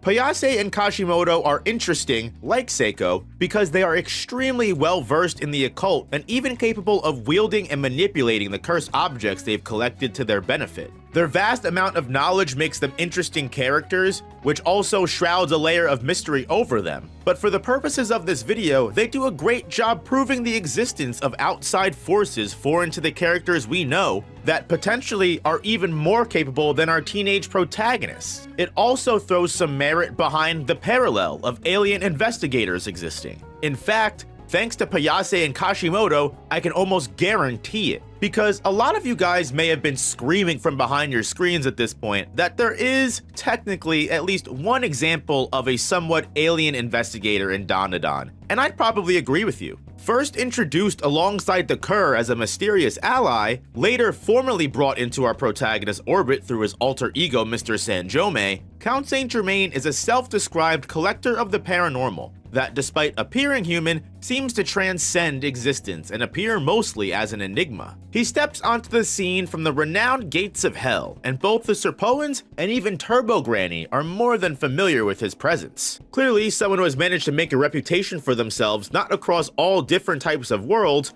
but all different types of eras. Similarly to Seiko as well, the Count does not have the aged appearance to truly reveal just how far and wide their history probably does reach. The Count has millions of mysteries to crack open, but just to remain in focus, his original costume and appearance features an upside-down triangle symbol, which is present on Count Saint Germaine's coat collar. This can easily be written off as eccentric fashion sense, and you could easily miss this logo, just like a lot of people did when the exact same symbol appeared on the front of Ludrris' chest, the supposedly universally famous alien who was able to create nanotechnology and is considered around the galaxy as one of the greatest wonders of the universe because of how rare an encounter with Ludrris can be. Yet for how legendary and almost mythological Ludrris is, something all too not rare is apparently the symbol he has on his torso. And if this were just Ludrris and Germaine's symbol, I would theorize about them maybe being connected in some way, shape, or form. With Count Saint Germaine being able to change his appearance,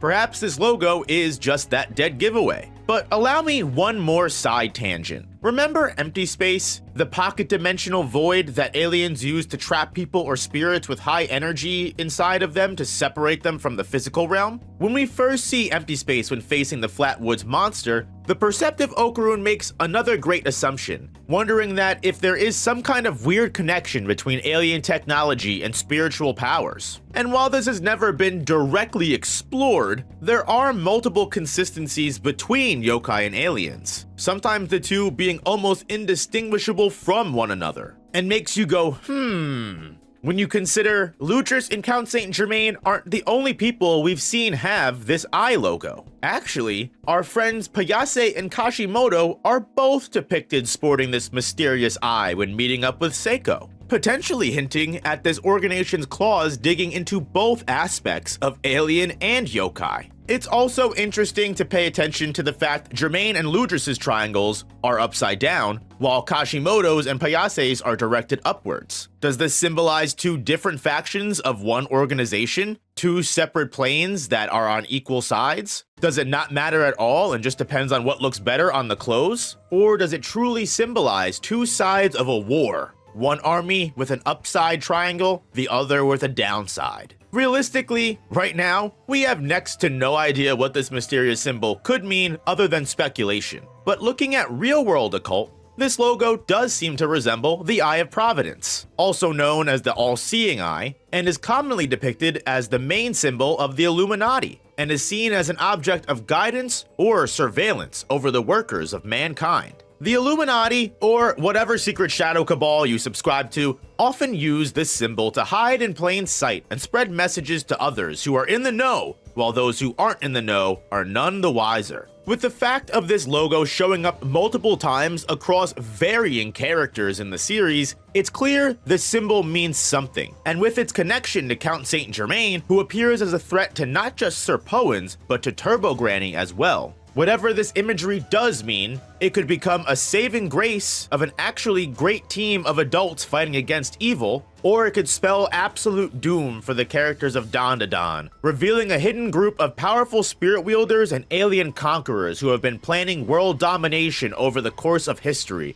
all in search of the one and all-powerful Dandadan. You know, whatever that actually may be. At this point, it's truly impossible to tell. But I make this video as a warning to all who have made it this far. Keep an eye out for the eye. I have a feeling it's more than just a coincidence, even though it very well could just be. But if we truly do keep seeing more and more of it, let's just all keep these thoughts in the back of our mind. If this does turn out to be some grand conspiracy that Yukinobu has been laying out over the course of many chapters, you'll all know to come back to this video and comment "I told you so." But until then, hit that like button guys, and subscribe if you enjoyed this video and want more consistent Dandadan content. You can count on me to bring that to you. I genuinely appreciate all of you guys watching, and I will see you guys in the next video. Peace, peace. Last chapter, Turbo Granny left. While this was also very sad, I think one of the scariest things about this is what the Don Mara arc set up for the future. Now that Count Saint Germaine is running around like a crazy person,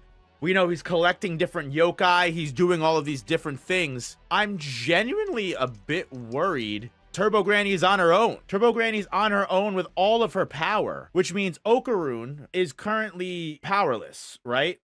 He has nothing at his disposal to help. Momo is super small, so her psychic powers probably do minimal damage.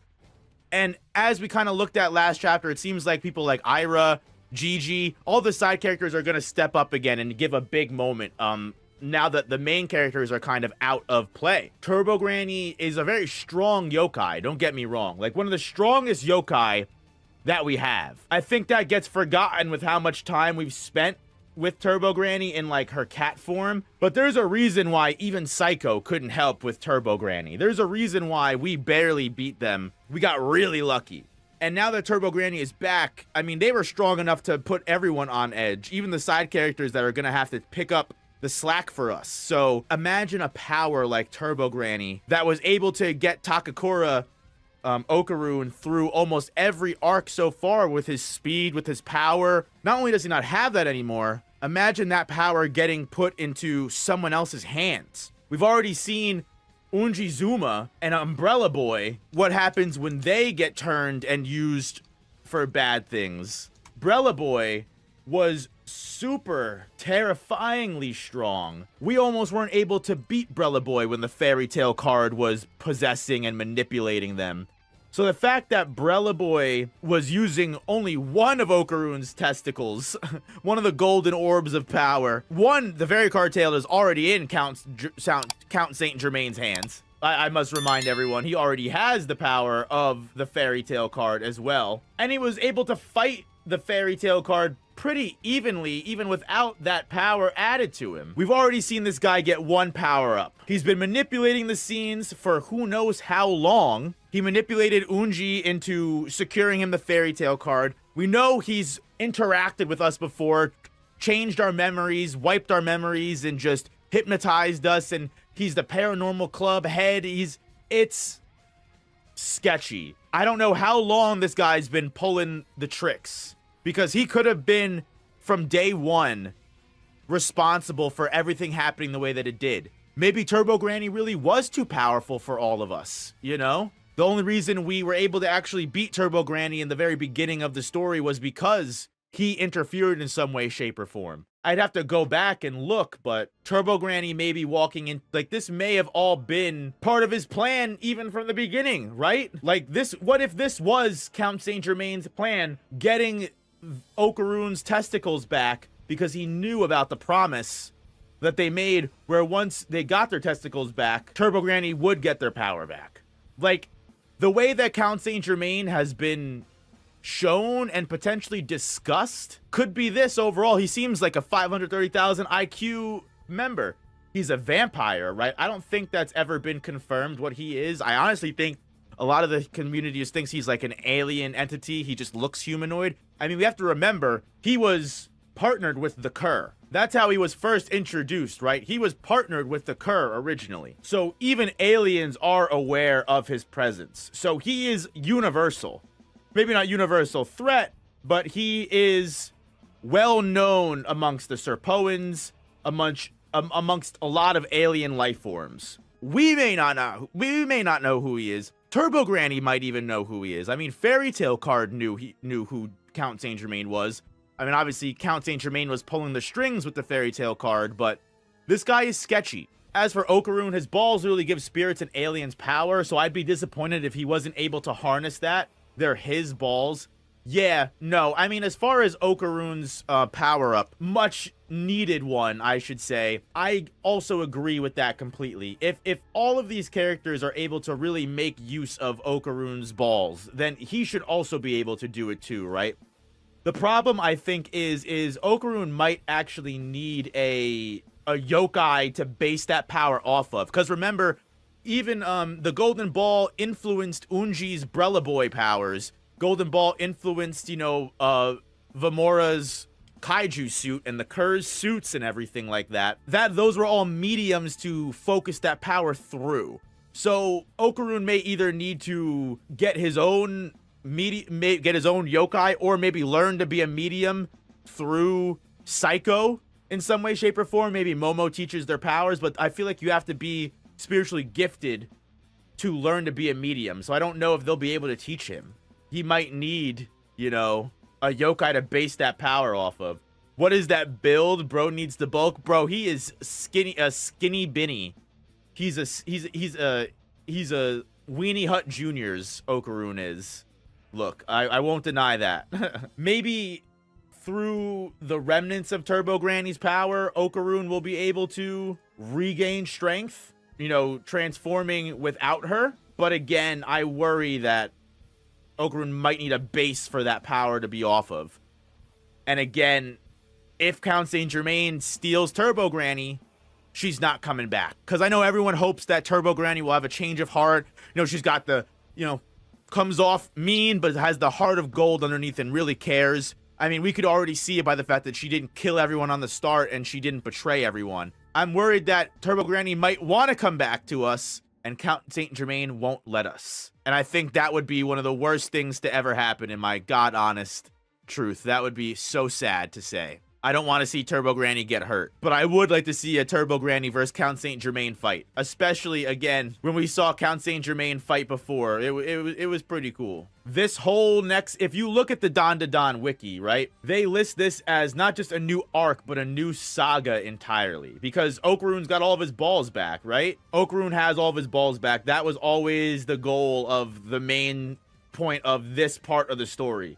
So not only are we entering a new arc, we're entering a whole new saga, which again just makes me worried that the main villain of this saga is going to be this guy. He's not an ally, he's not a neutral party, he's not a friend. He is going to be a villain, and he is going to take away everything we know and love to get Dandadan.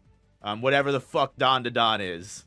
Are Okaroon's balls special, or do all males have magic balls? I like to think all males have magic balls. Does he have 4 balls? Yeah, honestly, Gappy from JoJo's Part 8 would unironically be one of the strongest characters in Dandadan's universe. But yeah, I mean, that's my you know, small yap session on that. I don't want to go too in depth. I'm worried about Turbo Granny, and I just wanted to vent my frustrations about Turbo Granny being in danger. She should have stayed with us. Saint Germain comes off as a collector to me. Oh yeah, for sure. But he comes off like a collector that's gonna hurt people just to get what he wants. Like, he may be not, I want to destroy the world evil villain, but he may be, I'll do whatever it takes to get the Dandadan, even if that means the earth is destroyed or some shit like that. I mean, anyone who associates with the Kurr can't be all that great. But yeah, that's all I had to say about Dandadan yap session. So the latest chapter of Dandadan gives us the full insight and backstory to the woman that's hiding her face with her hair, that has been hunting Momo and is most likely going to be, if not the main villain, the side villain of this arc that we're currently in. So we finally get this girl's name, and it is Koki Yukishiro, an average teenage girl that normally would have no reason to be an evil villain, but because of her inferiority complex brought on by her young achievements as being a piano player that won multiple awards and played in front of big audiences before, at some point, whether because she gave up on playing piano or just life hits you hard sometimes, and so does puberty. Sometimes you lose that talent, or sometimes you just fall off with it. And unfortunately, she has now become a social outcast, and not just her school, which is one thing, but her own family doesn't even really like her. For a girl that started out her life being on a big stage and playing sold out stadiums, I assume that's what she was doing. It makes sense why, after losing all of that attention and losing all of that clout, she would just become this quiet, small little girl that most people in the school don't even acknowledge when she's talking. Like, there are multiple moments in this chapter alone during flashbacks where, one, she's walking down the hallways and people just bump into her like she's not even there. She sees people sitting in her seat in the class, and she asks them nicely, by the way, hey, that's my seat, can you get up? And those girls laugh at her and go, hey, do you hear something? Is there a buzzing going on? Overall point that it seems is trying to be made here is that this girl has essentially become a ghost in her own life. Even though she's alive, she's not really living. And this mental and emotional abuse doesn't end at school. She goes back home to her parents, and as soon as she announces herself, not only do they also ignore her and completely just fail to acknowledge her existence, they're in the middle of a conversation with what I assume is her younger sister named Alice, who is either a piano player herself or is doing some great deeds because her parents are like, oh my god, first prize again, you keep killing it, girl. You are so much better than your older sister. And it's like, really? Was that a candid moment? Did you just happen to say that when I walked in, or did you hear me announce myself and decide to talk shit knowing that I would hear you? Either way, fucked up parents. Which, honestly, this is very real and very common, not just in Japan, but in every country around the world. And inferiority complexes are a real thing, let alone you have a high-achieving young child that is able to accomplish so much in their early years. Their parents put so much high expectations on them. They put so many different praises, and then all of a sudden that all just stops. One day you stop becoming your parents' favorite, whether that be because, again, Koki stopped playing piano and she fell out of favor with her parents. They're like, oh, she doesn't even play music. Who gives a shit about this girl? Or again, it could be this new young Alice, this young sibling, completely took away all of the parents' attention for Koki, which is, again, a very common occurrence. a lot of parents may not even realize it, but they'll prioritize that new infant and completely forget about the older sibling. And I guess this neglect has lasted a lot longer than Koki would like to admit, and that her parents would even be accountable for, because I guarantee if you ask them, they'd be like, oh, we love Koki. What do you mean? She's just a weird girl. It's her problem. She doesn't love us. Which is just a terrible environment not to just grow up in, but when you're home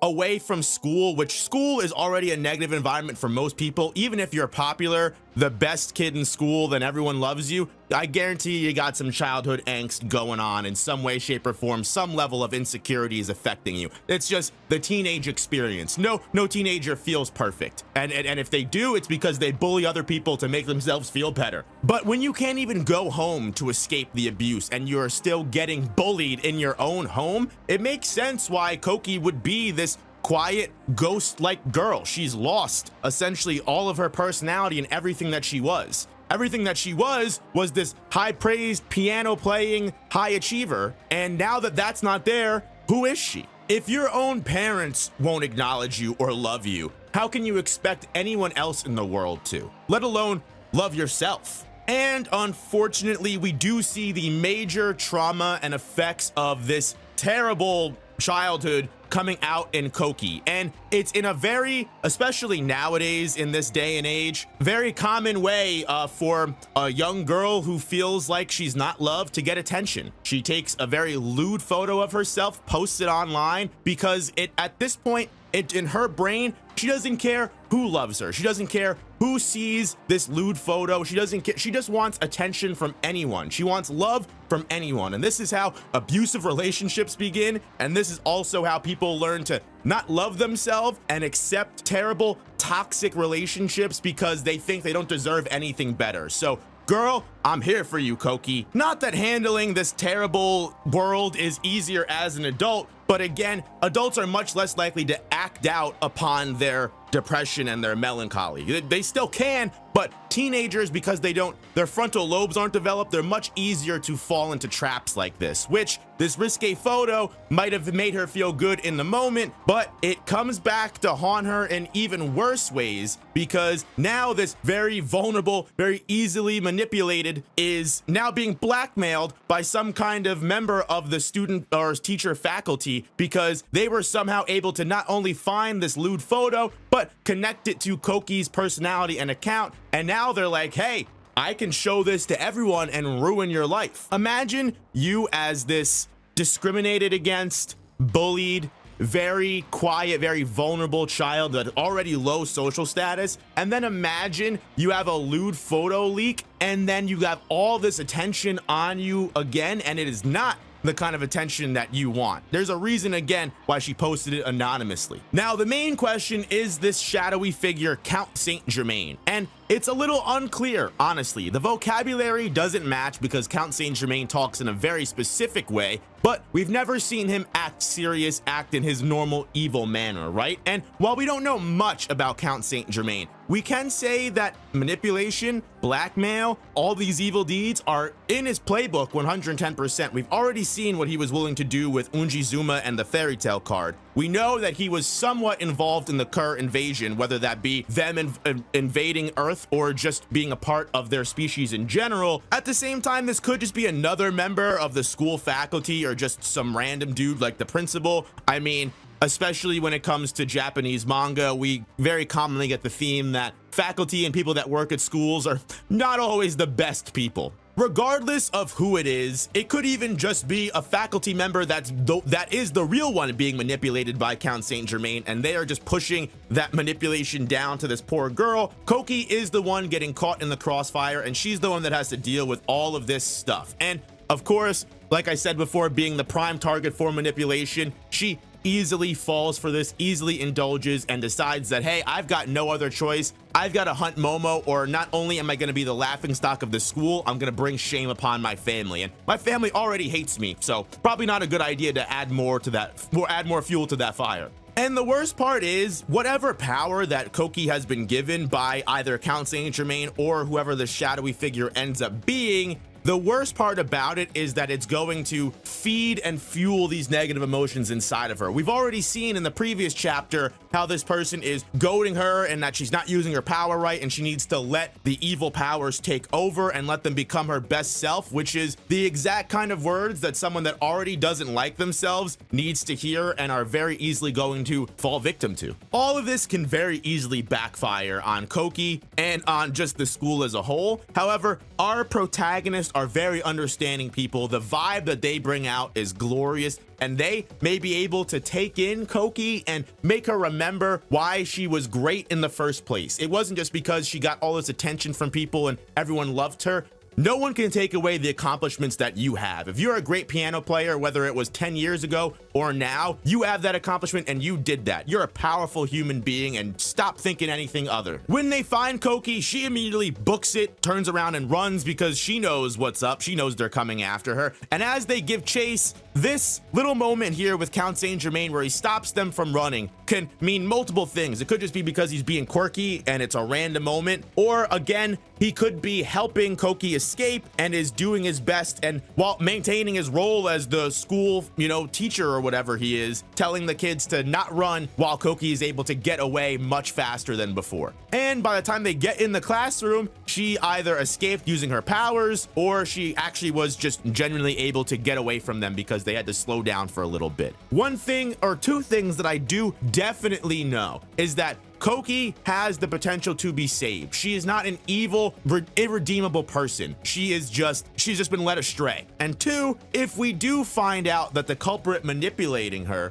if we find out it's Count Saint Germain, that will just make him even more sus. But again, I feel like even if it's not Count Saint Germain, he's got a hand in this in some way, shape, or form. And closing out this video, the final thing that I want to bring up here is how Chad Okaroon is, and just, I know we've gotten a couple chapters ago how far Okaroon has come, and especially physically, he's grown to be a strong human being on his own accord, even without Turbo Granny's powers. But the level of growth he really has, because right before they open the door to try and find Koki, Okaroon goes, Shiratori, Ira, don't open the door. She might stab whoever comes in first. Let me open the door first. That's some real shit. Okaroon said, watch out, fair lady. Let me take this blow for you. He's tip the fedora and everything. But that is everything in regards to Dandadan chapter 170. While we have focused a lot on this school day in the last couple of chapters, I think the backstory that we got with Koki is very telling as to what her mental state is like and how she was so easily manipulated by someone like either the shadowy figure that works for the school or Count Saint Germain, which is most likely. I'm interested to see if Koki becomes either someone that we help and never see again, or if she joins our crew, because it's not like she's got any other friends to go back to. So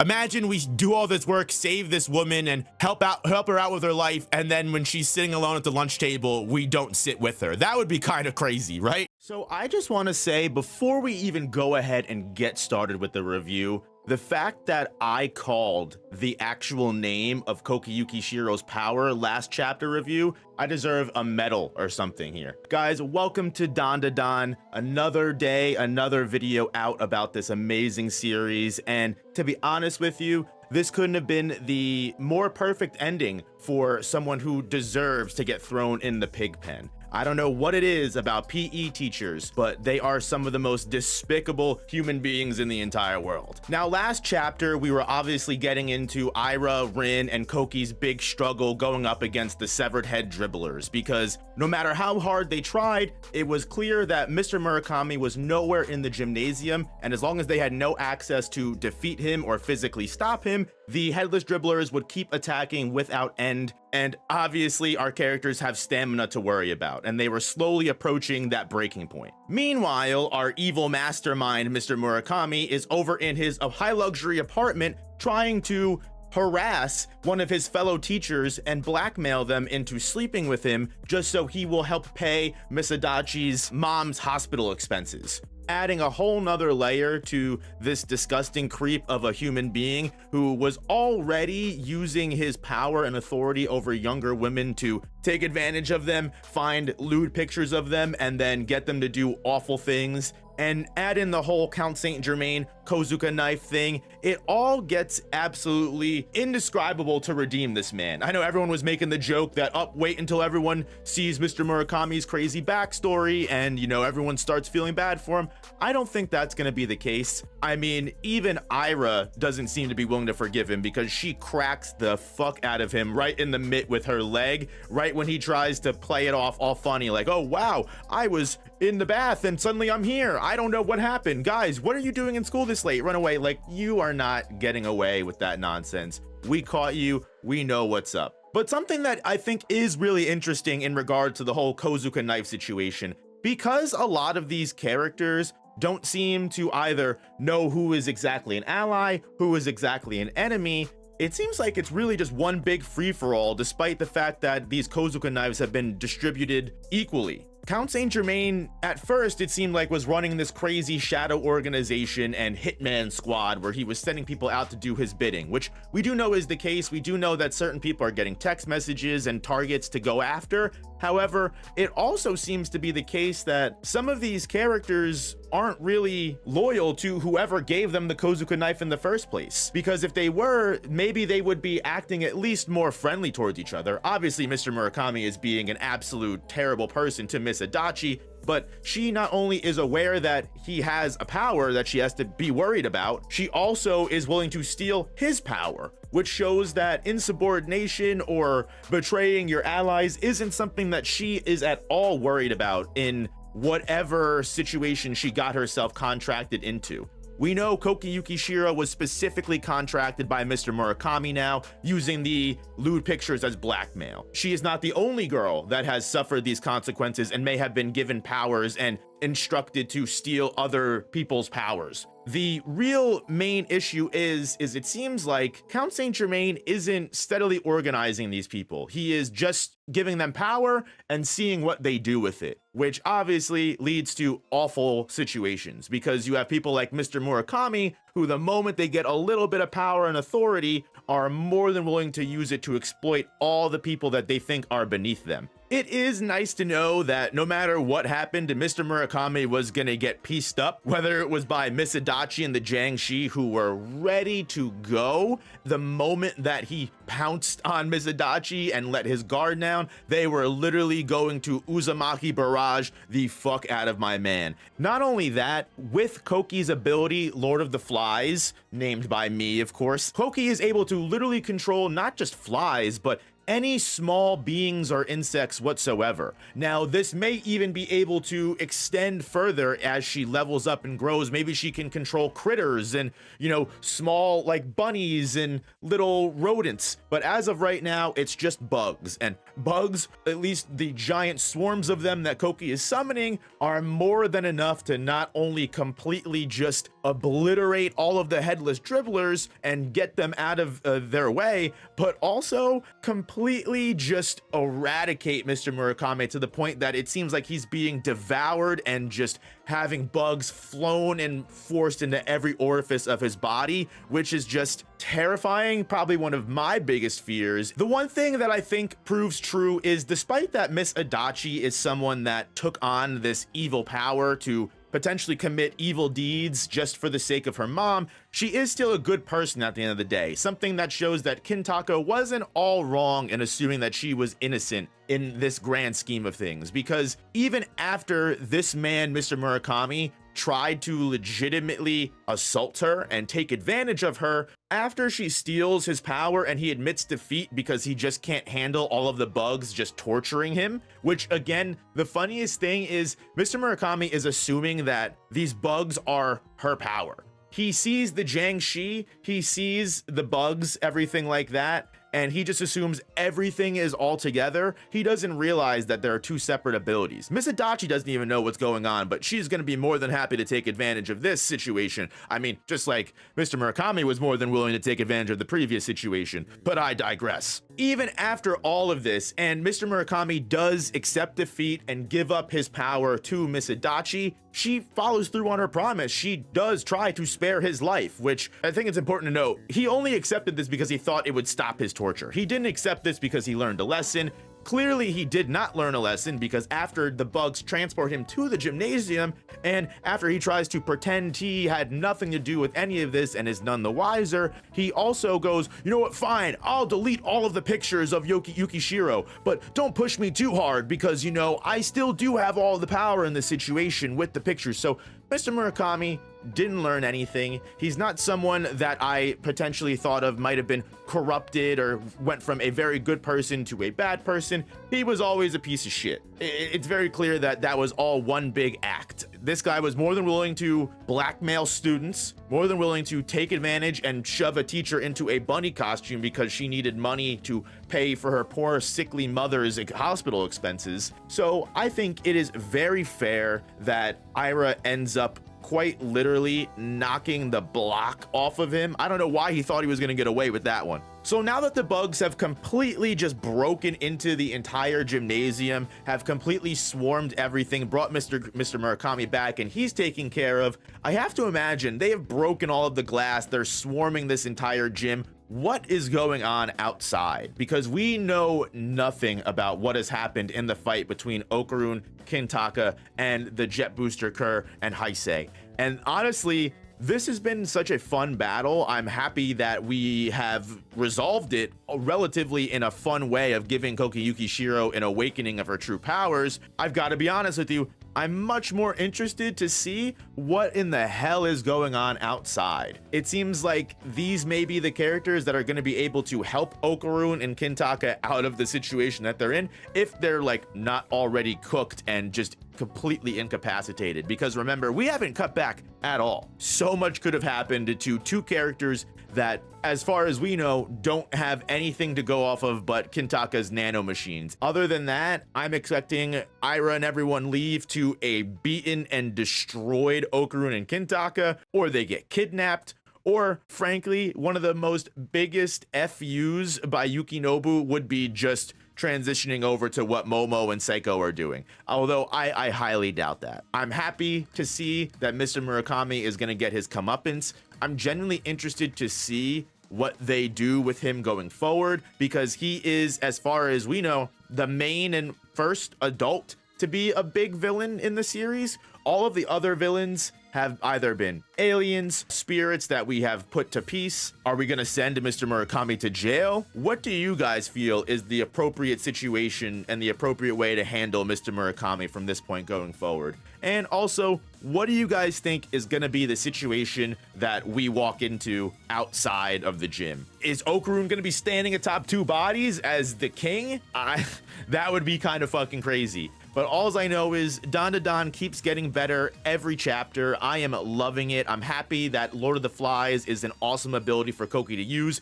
It honestly seems pretty OP, but we'll just have to see what its limitations are, what its conditions are. As we know, Koki's pretty tired right now. She might not be able to recreate that swarm up against and save Okaroon, but we're just gonna have to wait and see what happens next week, guys. Thank you so much if you made it this far into the end of the video. I bet you so much money that Yukinobu will bring us another fire chapter next week. So after last chapter with the defeat of Mr. Murakami, the gym teacher, and his headless dribblers, we are finally able to move on to one of the biggest fights that I feel like a lot of people have been waiting for, which is Okaroon and Kintaka versus the Jet Booster Kurr and Heisei. With Kokiyuki Shiro's awakening last chapter, we're releasing the giant swarm of bugs that was able to literally transport Mr. Murakami from his luxury apartment to the gym and have him rightfully sent to the pig pen.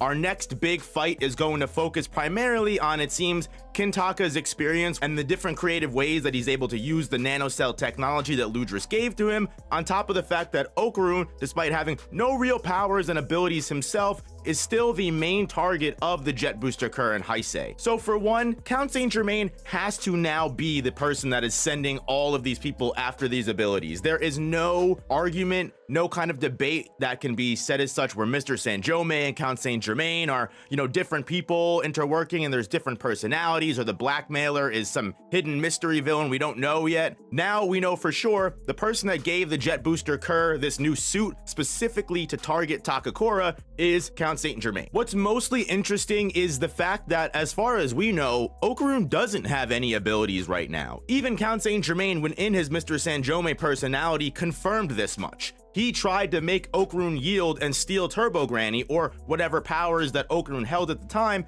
and he was so shocked that Turbo Granny wasn't there, he actually gave up on the mission. So my question is, what makes Okaroon so interesting to Count Saint Germain, even with his yokai powers missing? And I think that might be something that either comes out in this fight, or we get more information on later. I thought something interesting about all of this power giving and power stealing was that you aren't just immediately made a master of the power that you are given. Because it's very clear that Heisei, the school bully that's after Okaroon, is not at all anywhere close to the same mastery level that Okaroon might have had over Turbo Granny. He even admits that transforming is very exhausting and it's putting a lot of strain on his feet and legs, which, I mean, if you've seen the amount of bulk that his legs get from the one panel of him transforming, I wouldn't be surprised. My legs would probably strain too if I was gaining 10 times muscle mass every time I transformed. The problem is, when you put someone like Heisei, a school bully who was really only in this for self-interested reasons, he even admits that he doesn't want to steal Okaroon's powers, he just wants to beat the shit out of Okaroon because for some reason he thinks that that's going to return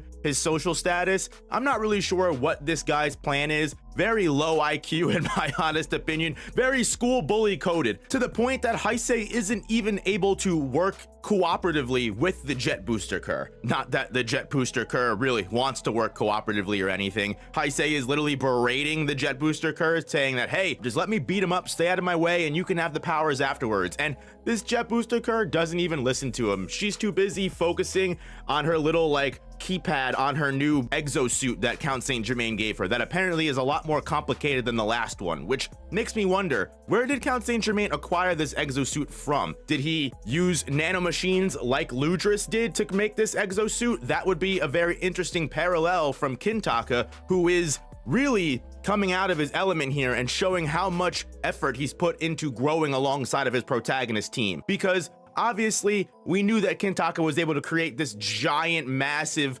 kaiju robot last time in the Space Globalist arc when facing up against the big giant kaiju. But we did not know that Kintaka was steadily increasing his level and steadily increasing his ability to use these nanomachines in better combat situations. Which the best example is Kintaka actually improving the level of defense and durability of his nanomachines just by keeping a paperweight in his pocket and getting his brain and mind to better understand and associate the feeling of steel and how metaphysically and physically all of these scientific properties work to actually better craft a more durable steel-like resource when you are building with the nanomachines. It makes a lot of sense, and you gotta give my man props. I know everyone clowns on my boy Kintaka, but when he steps in, he honestly always comes in clutch. Because to be honest, it really doesn't seem like Okaroon really would have been able to participate in this fight. At least, we don't know what his abilities are. In the beginning of the fight, he's just using lifeboats and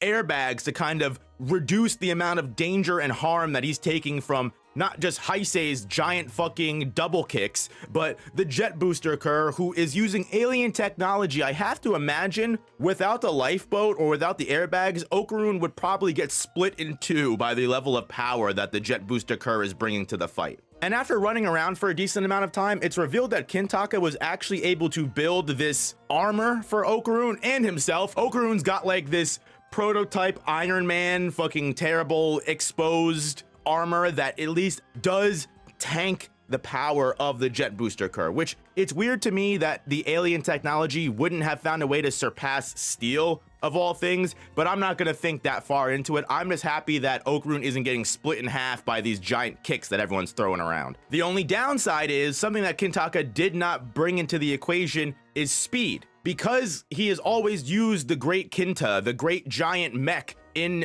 this colossal form, he never realized that in human size, it's actually pretty slow, which is a very bad thing to be when you're going up against two characters who primarily rely on speed. Even though Jumping Crone Heisei is letting the Jet Booster Kurr get his comeuppance right now, once he starts popping in, they are going to be completely overwhelmed if they are just too slow to react. Thankfully though, even though the mech armor isn't enough for Kinta to be relevant in the fight, as he's just getting bodied by every single person that comes his way, Heisei's pushing him over, he's trying to throw punches at the Jet Booster Kurr, and that is just not even hitting.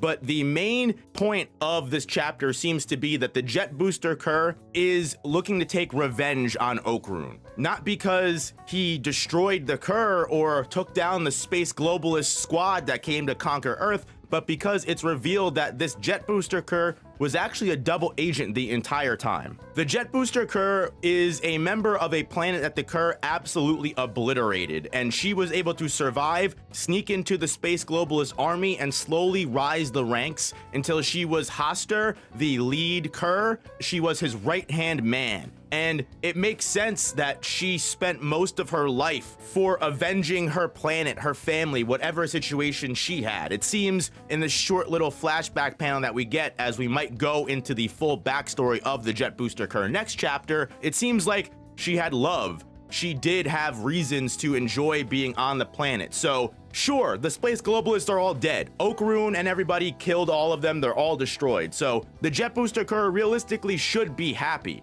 But the problem is, Okaroon stole all those decades, all those years, however long it took for her to get to that point. Okaroon stole that joy from her. Okaroon stole that justice from her. By killing Hoster and taking out the space globalist arc before she could, she essentially spent who knows how long of her life being a member of the space globalist and taking down other planets all in the name of revenge for nothing. Which, frankly, you could see either way of, she should be happy that the space globalists have been destroyed. Okaroon even mentions, I am not your enemy, we're not your enemy. So it's possible that she may actually join our side, because not for nothing, she does not seem very happy to be working with Count Saint Germaine. Whereas everyone else is just an ignorant human that is doing things out of self-interest, selfishness, especially Heisei doing it for social reputation. The jet booster Kurr is one of the only people that seems to have ulterior motives, that seems to have their own level of understanding of the situation that's going on.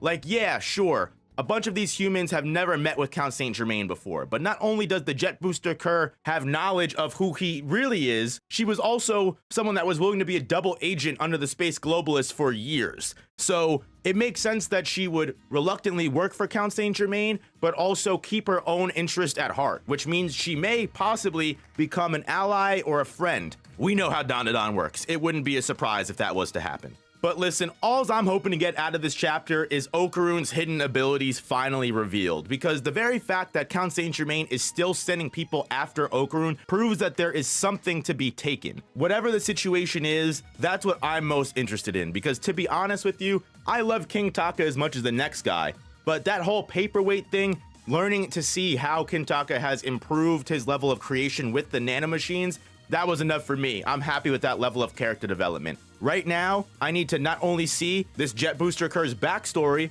and why they were willing to not only give up 100 years of their life to be a double agent, but get so mad when ultimately at the end of the day, the space globalist arc, was taken care of. They're all gone. So she should be happy. But guys, let me know what your thoughts are in the comments below. Let me know if you think that there's still a chance Count Saint Germaine could have his name cleared and not be the bad guy. But at this point, I think every chapter that we get in this saga continues to prove more and more that the theories that Count Saint Germaine is just some misunderstood good guy just is not the case. This chapter of Dandadan got so dark very, very fast. And not only did we see just how far the main orchestrator and central antagonist of the entire Kozuka Knife saga is willing to go to get what they deem the id cosmos, we also see just how deep and convoluted this plan has been, and how much 4D chess is truly being played in order for the central antagonist, Count Saint Germaine, it's completely concrete obvious at this point, is in dire need of, apparently,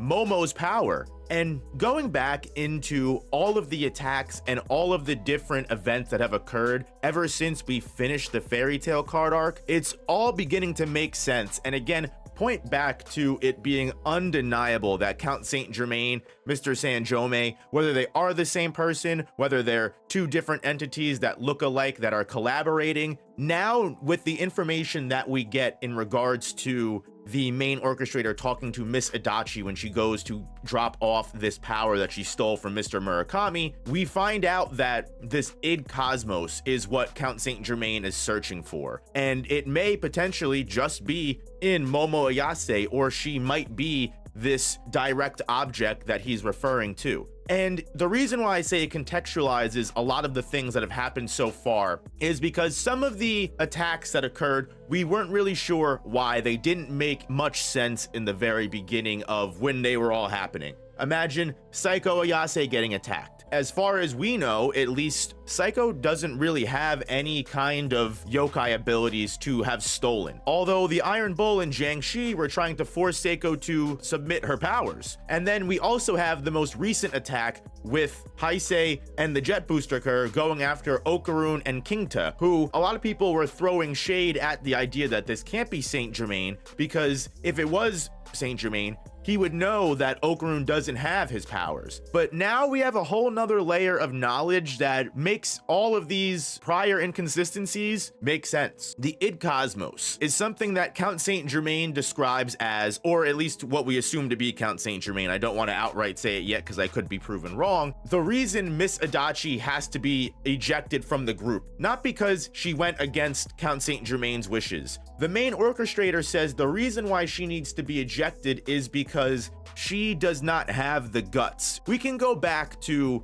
Mr. Murakami's defeat, right? Miss Adachi's like, hey, well, like, no, I was able to do it. I stole his power. He's like, no, don't cap. Miss Adachi only got that power because Mr. Murakami said, hey, please, you know what, like, I'll surrender my power, like, please help me. And she was like, oh yeah, surrender your power and I'll help you, I promise. And again, she happened to come across that by happenstance and just being in the right place at the right time. And because at the end of the day, even despite the fact that Mr. Murakami was probably about to assault her, she was still willing to see a person in need of help and help them, even if it meant stealing their powers. He got defeated and she just ended up with the power. She tried to take the glory for that.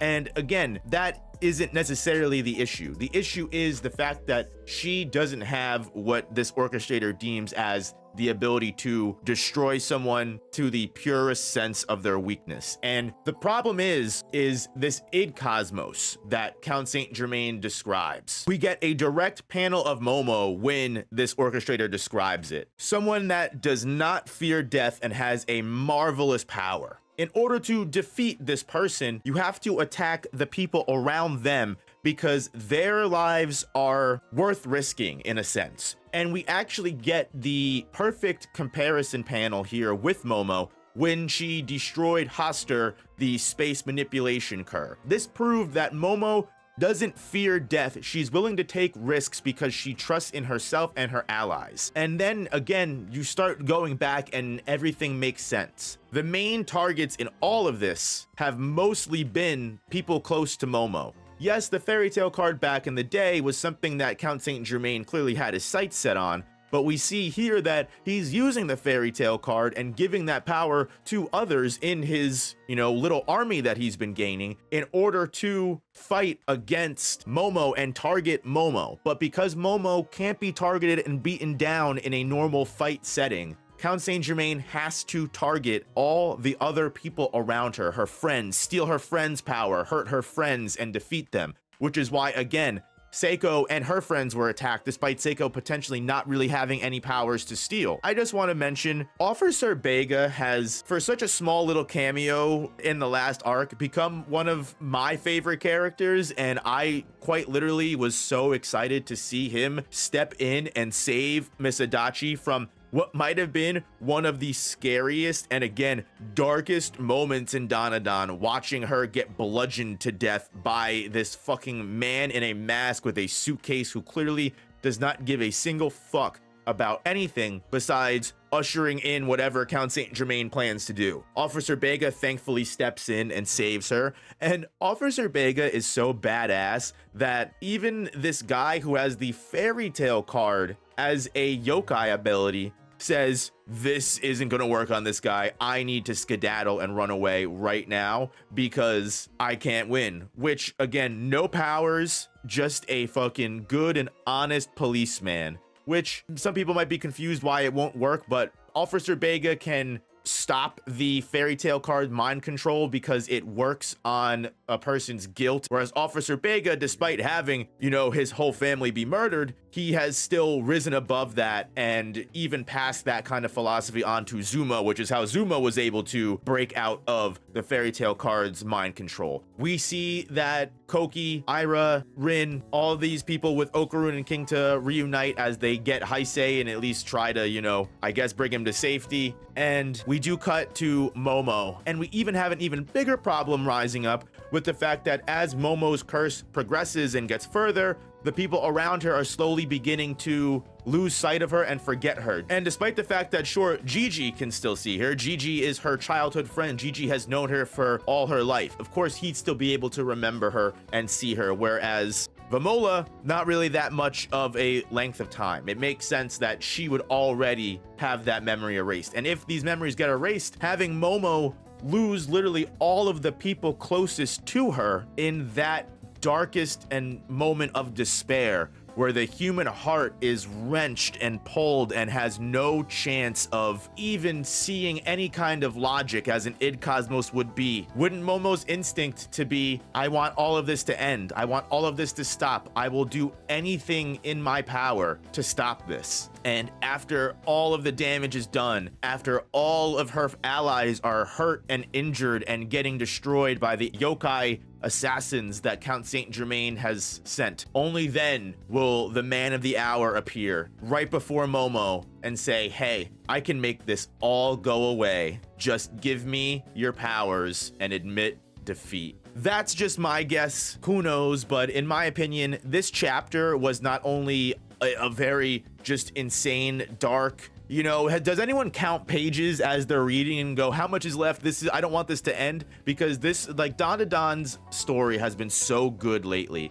And this is just another step into the amazing results of what might be this Kozuka knife saga, because there's so much left to go through and we are only getting started and just barely beginning to tip our little toesies into the layers and layers of 4D plotting that this main villain, whoever he may be, has set up. But guys, just know I'll be here every single freaking week talking about this series, because I love Dandadan, and I promise you, you can count on me every week to bring that sweet content to you. Check out some of the extra Dandadan content that I've got about Seiko, about Count Saint Germaine himself even, or maybe feel free to check out the main channel if you want to see me stream Monday, Wednesday, Fridays, or anything else, guys. I sincerely appreciate you getting this far into the video. Hit that like button if you haven't already. Don't forget, and I'll see you guys in the next Dandadan video.